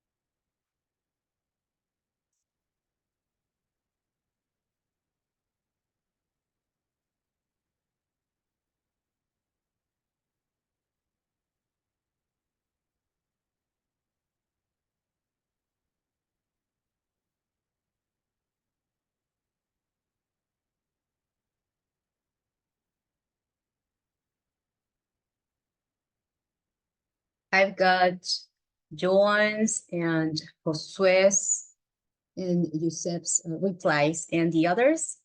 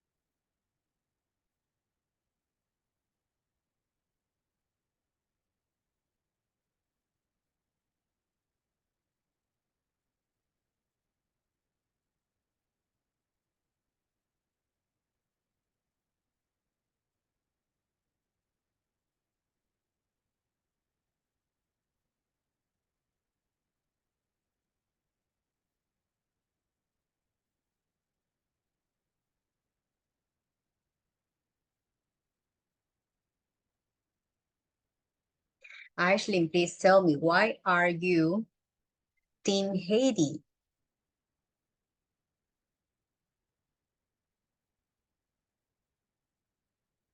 The same goes for you, JC, Damaris.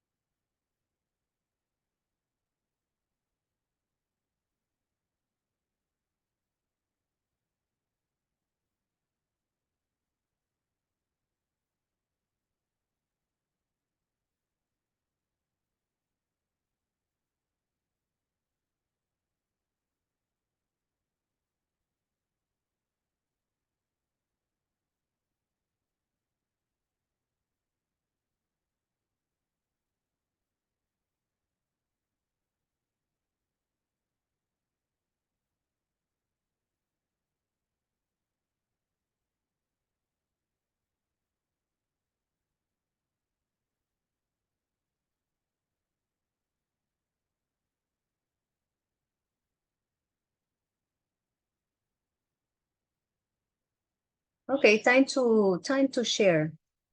Let's see, this is Joan. Joan, can you please read aloud your comment?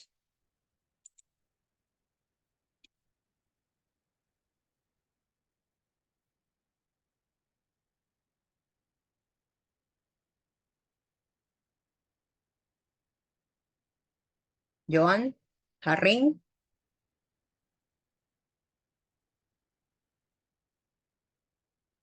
No, he's not here.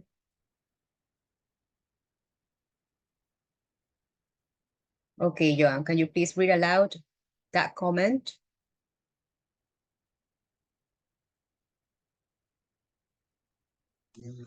Yeah, I said, Caroline sounds like a mean woman. The things she demanded were not rational for a guest, especially if it was the first time Heidi went to her house. Mm-hmm. Mm-hmm. Yeah.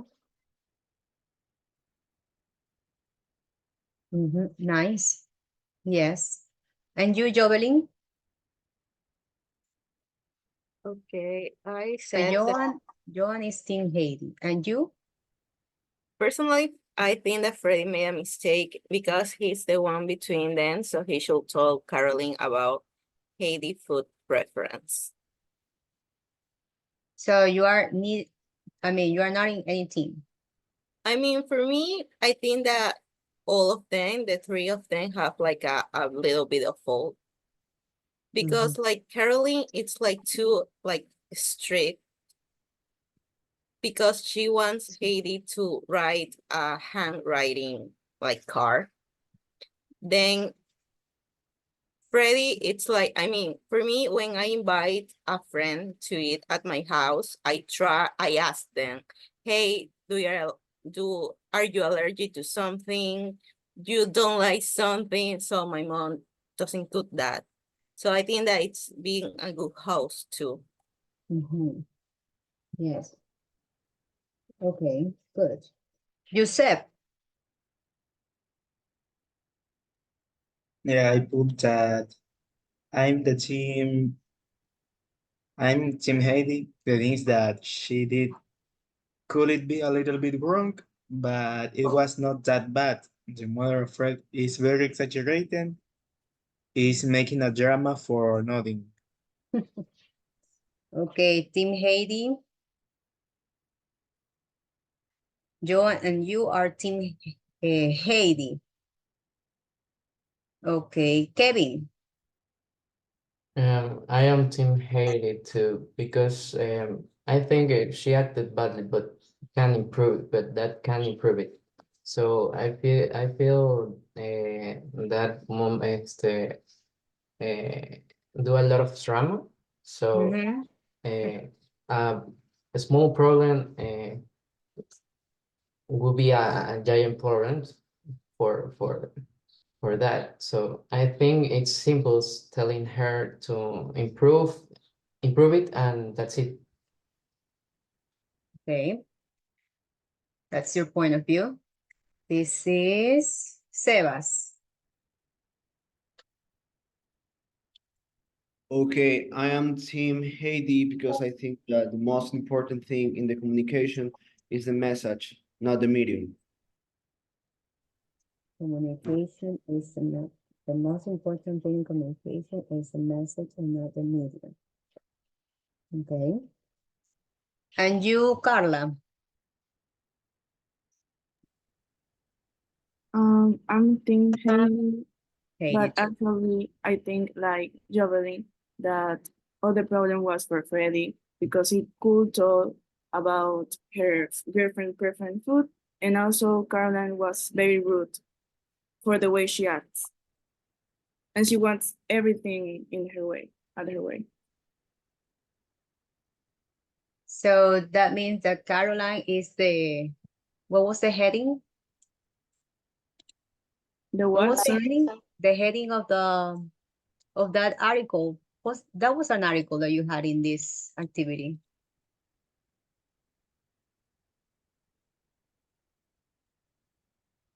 The stepmother of hell. Was that the article? The heading of the article? Do you remember?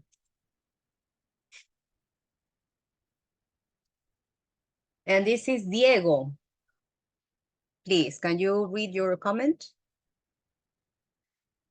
Yes, I'm also Team Haiti because I agree that communication is vital and it doesn't matter how you send the message. And Miss Caroline should be a little bit more comprehensive, a more comprehensive lady, considering that already his son is committing with marrying her. So I think she should be like a way better host, I feel like, because I don't think she was rude at all.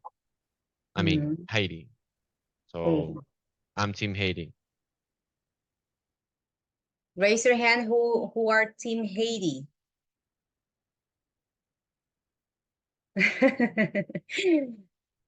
Okay, put it down. This is Team Caroline. Team Caroline.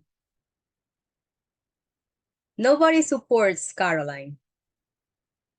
Okay, and neither of them. I think I have one person. This is Sophie. Sophie, can you please read aloud your comment?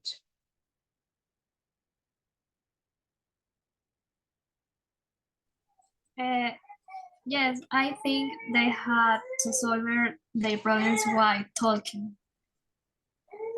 Okay.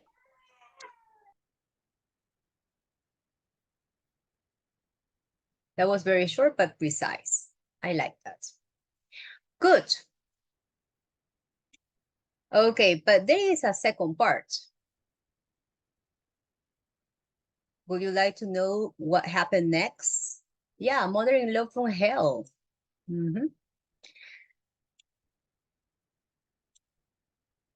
Okay, this was from an article, a newspaper article.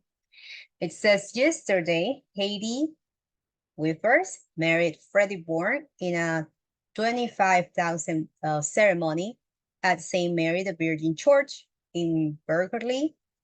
It was followed by a reception at 900-year-old Berkeley Castle. However, there was no sign of Caroline, Freddie's stepmother, the woman who was ridiculed for the email she sent. Haiti. She and her husband, Edward, Freddie's father, were not invited.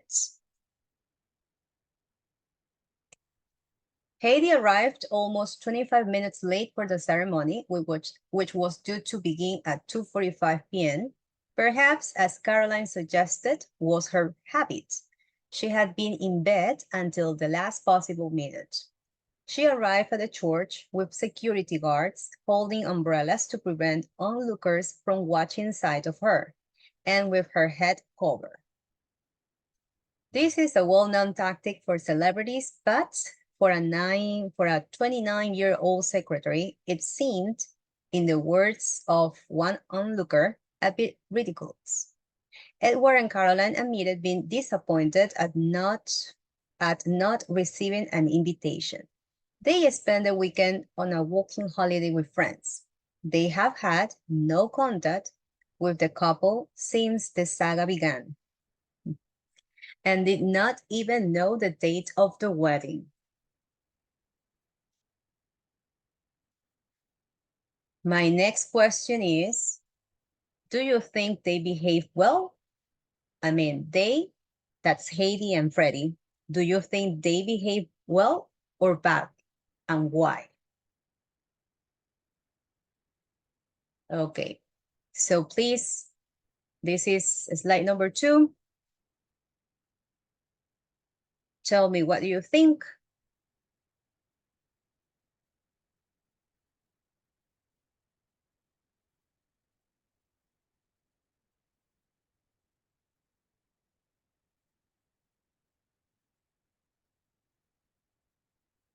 Insert a comment.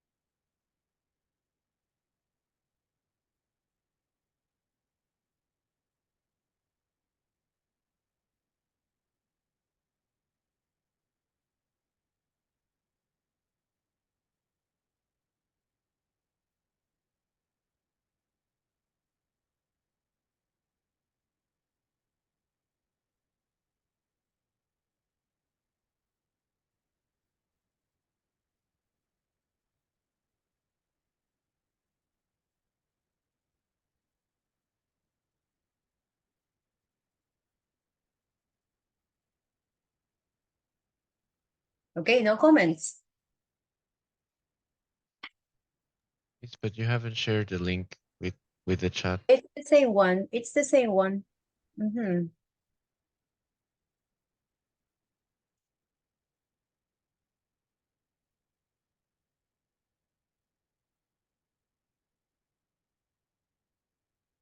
You are editors.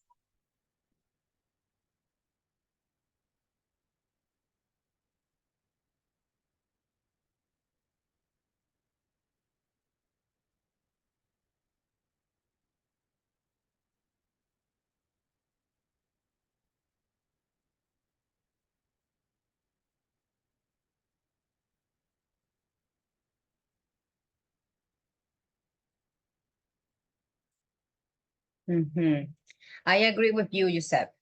Yeah, they were rude. They should have invited Caroline and her husband. Since this type of celebration happens once in life, so of course they should have invited them.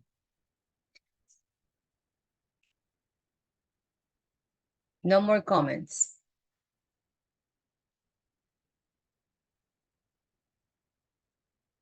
Very quickly, this is class participation.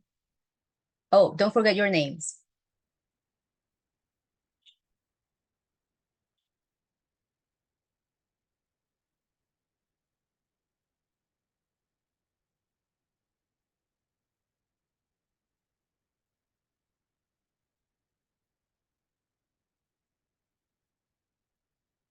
Once in a lifetime.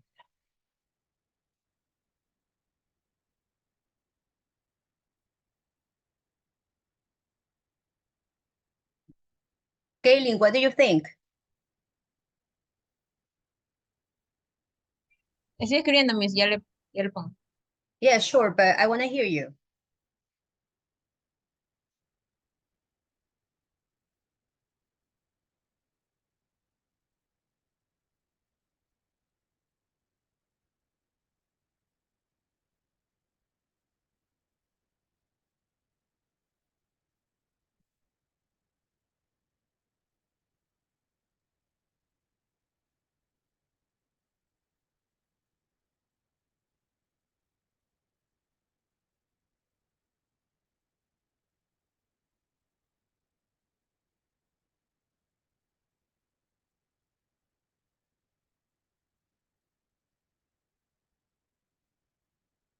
They overreacted.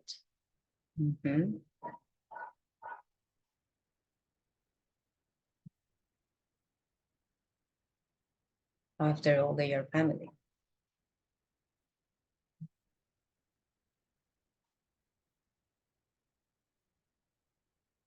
One time.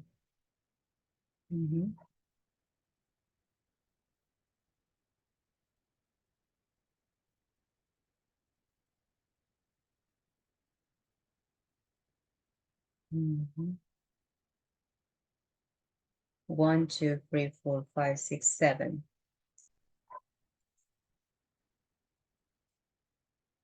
Eight.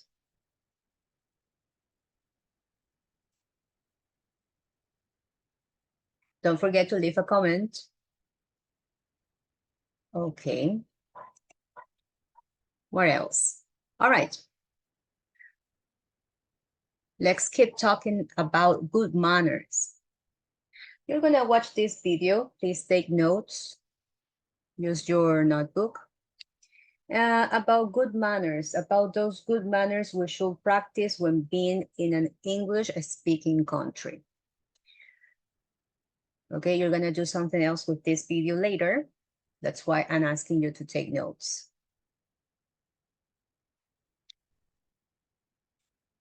Okay, here we go.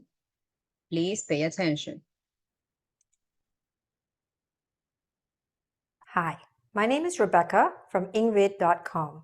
In today's lesson, we'll be talking about good manners, or what can also be referred to sometimes as cross-cultural skills. What does that mean? It's the skills that you need to function effectively in a different culture than your own. So for example, if I were to come to your country and learn your language, do you think that would be enough? Not really, because along with the language, I also need to learn what's acceptable, what's not okay in that particular culture. So today we'll be talking about 12 things that you need to say and do when you're living or working in an English-speaking environment. Okay, let's get started. So first, we'll talk about what you should say. The first one is using the word please. Now everybody knows that you should say please, but not everybody remembers to actually say it. So for example, if you go into a coffee shop, don't just say coffee, say coffee please. Or if you're asking someone else to do something, Also remember, could you please turn off your cell phone, for example. All right? Next, remember to say thank you whenever somebody does something. Thank you, you're welcome. These are phrases that we do use very often in English. And it could be for anything simple, like somebody holding the door for you, or it could be for something more elaborate, like somebody giving you a birthday present. Okay? The way you say it from your heart.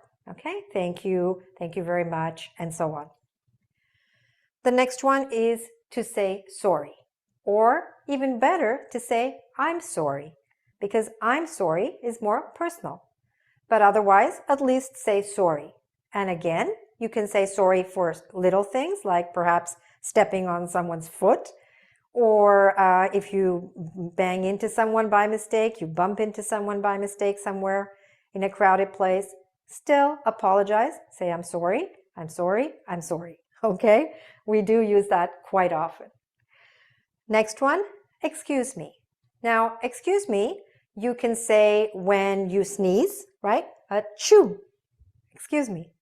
Or if you need to ask somebody for some information, you can say, excuse me, would you know where the nearest subway is, right? So this is a very useful expression, and it's also a polite expression. The next one is to remember to greet people and also to wish people.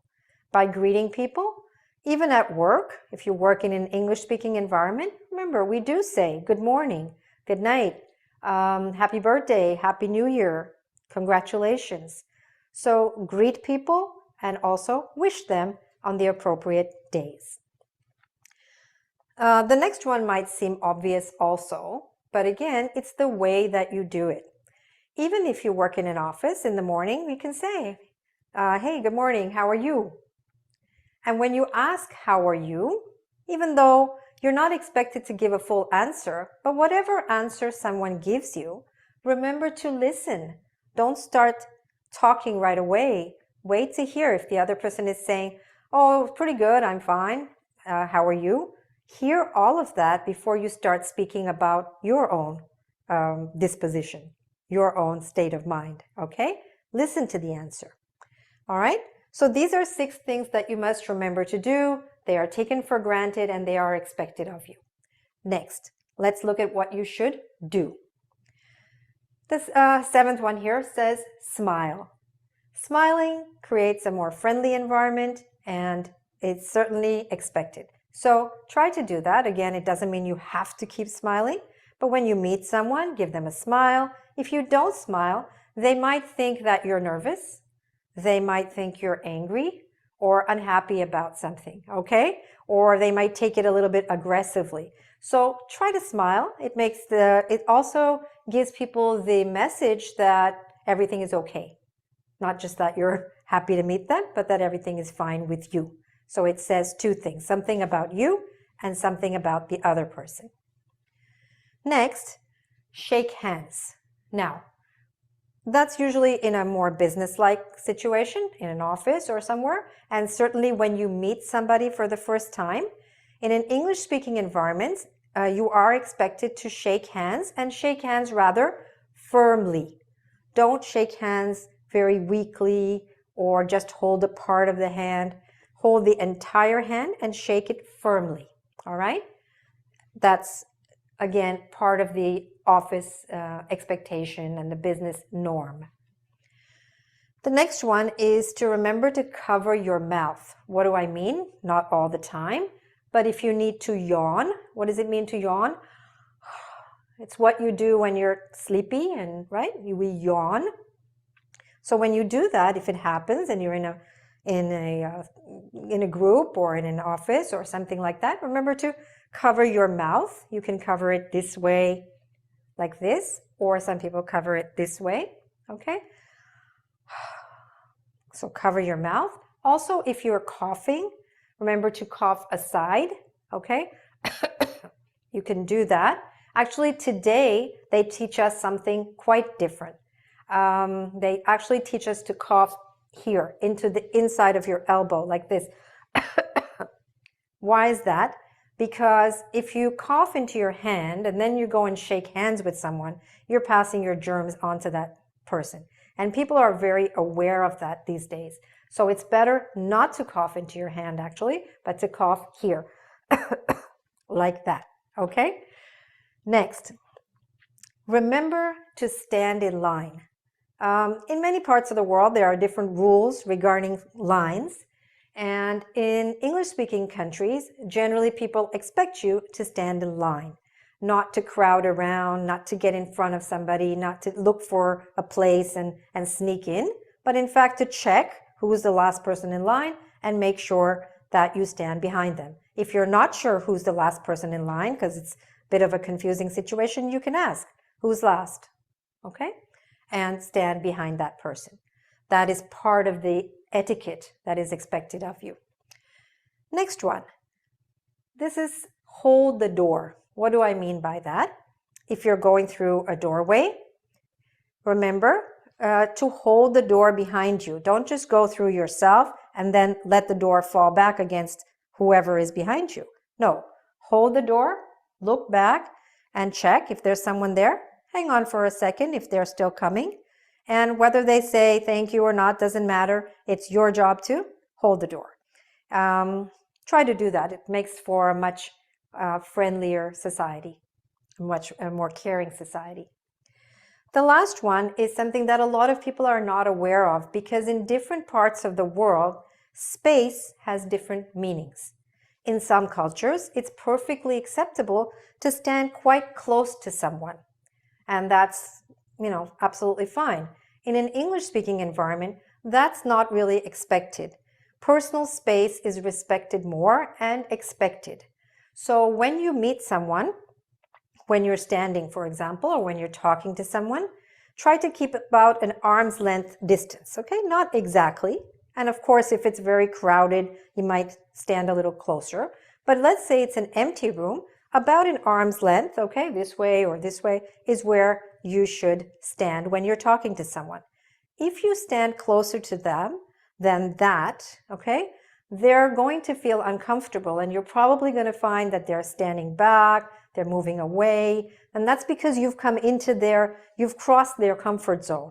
Their comfort zone is about this much. And if you get closer to that, they might think you're trying to, I don't know, if it's a man and a woman, they might think you're trying to get extra friendly, or in one way or the other, they're going to feel uncomfortable. So remember to respect that space if you're standing. The next thing is if you're sitting. What do I mean by if you're sitting? Well, let's look at this. This is what I've drawn on the board. It's like a sample of, let's say, a bus or a subway. So when you walk into the subway, let's say you walk in from here. Now, if there's nobody there, of course, if it's empty, you can sit wherever you want. But let's say you walk in, there's already somebody sitting here. Where would you sit? Well, it's not okay, if we follow the same rule that people like to have their space, it's not okay to go and sit here when there's all this other extra space here. So probably if the first person was sitting here, for example, a next person might come and sit here. Again, it's not a rule, but it's kind of an informal rule that everybody understands.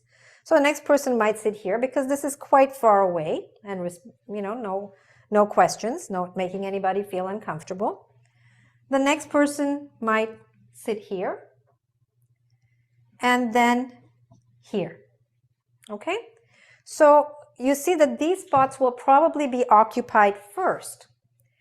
And then what happens? Well, after that, some people might just stand, or then you start occupying the other spots next to the people who were there. But you don't occupy a spot next to someone until there are no other options left, okay? This is not something that we talk about or you might necessarily see written in a book, but it is something that is done in effect. And if you don't do that, people are going to wonder, what do you want? Are you being aggressive? Or is there something bad going to happen here? Or are you trying to be too friendly? So remember to respect space. And now, as I promised you, one last critical point. If you don't do this last thing, everything else you do here will probably not matter. So this is very important, and it has to do with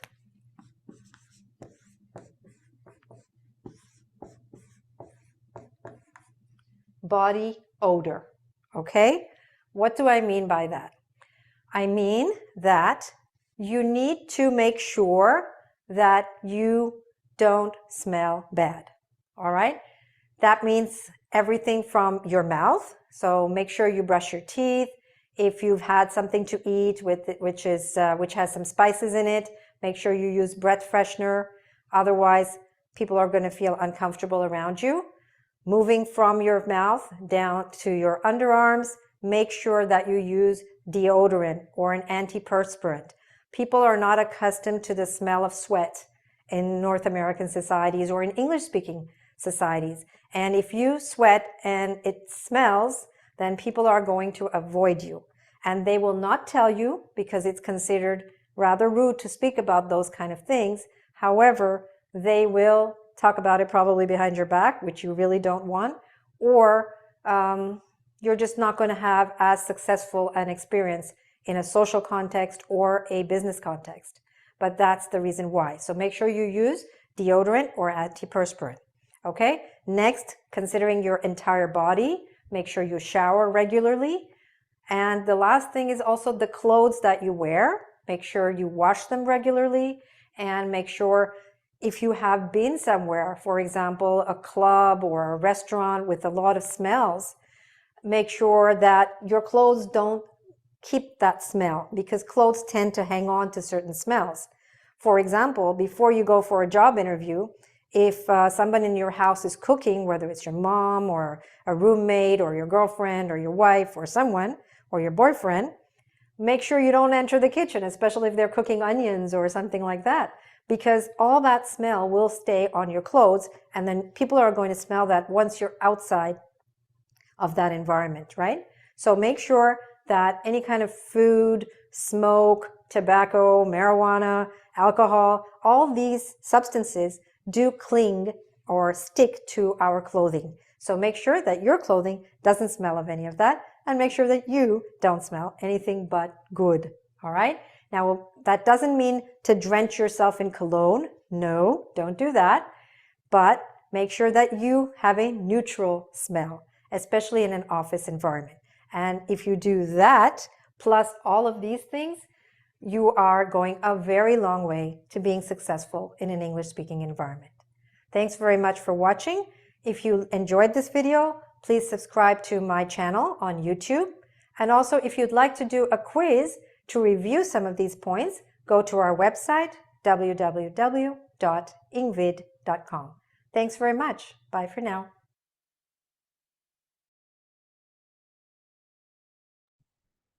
Okay, very useful. Do you put into practice all this in your daily life?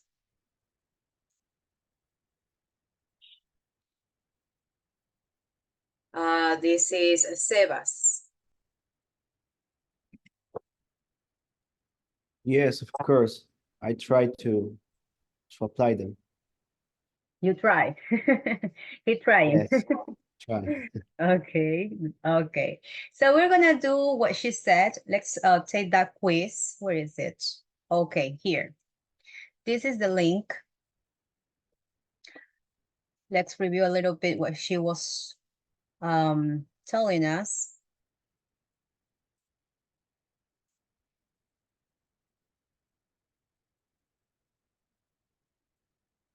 How much do you remember?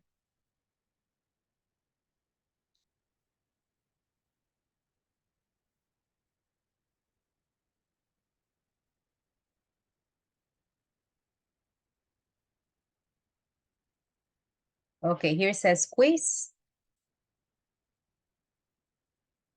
You click on quiz and you can start. It's very short. I think you have 9 questions.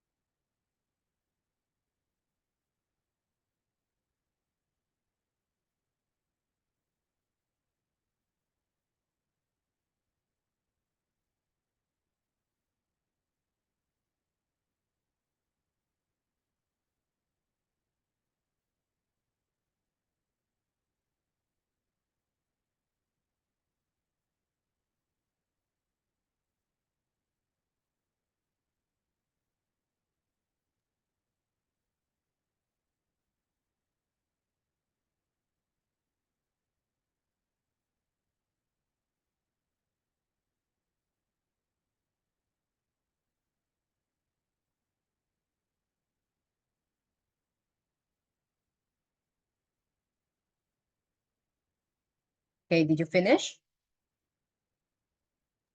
Yes. Yes, you did. Good. What was your score, Carla? I got 1-1 wrong. It was the number 8. I put softly and it was firmly. Firmly? Remember, you shake arms firmly. Okay, guys. And this is the last activity. My Fitbit video. Based on that video that we have just watched, do you think all these good manners are also part of the Ecuadorian culture? Could you mention 4 more good manners you practice every day that were not mentioned in the video? Is there any other good manner you think we should incorporate in our society or at least imitate? Which one? Explain yourself. And as a reference, you can also check the video that I attached concerning Japanese culture for you to answer the last question. Let me check if it's already open. Wait a minute. Wait.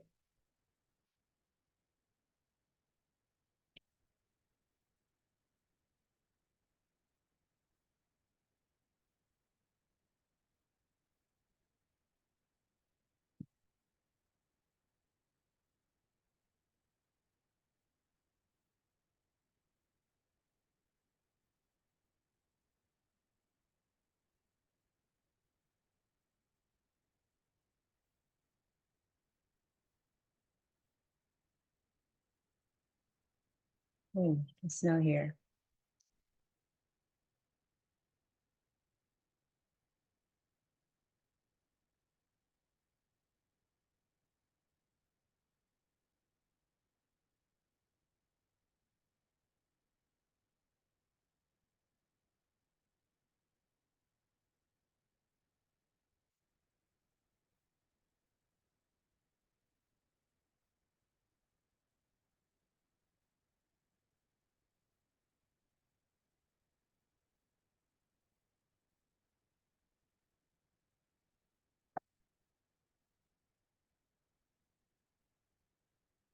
There it is.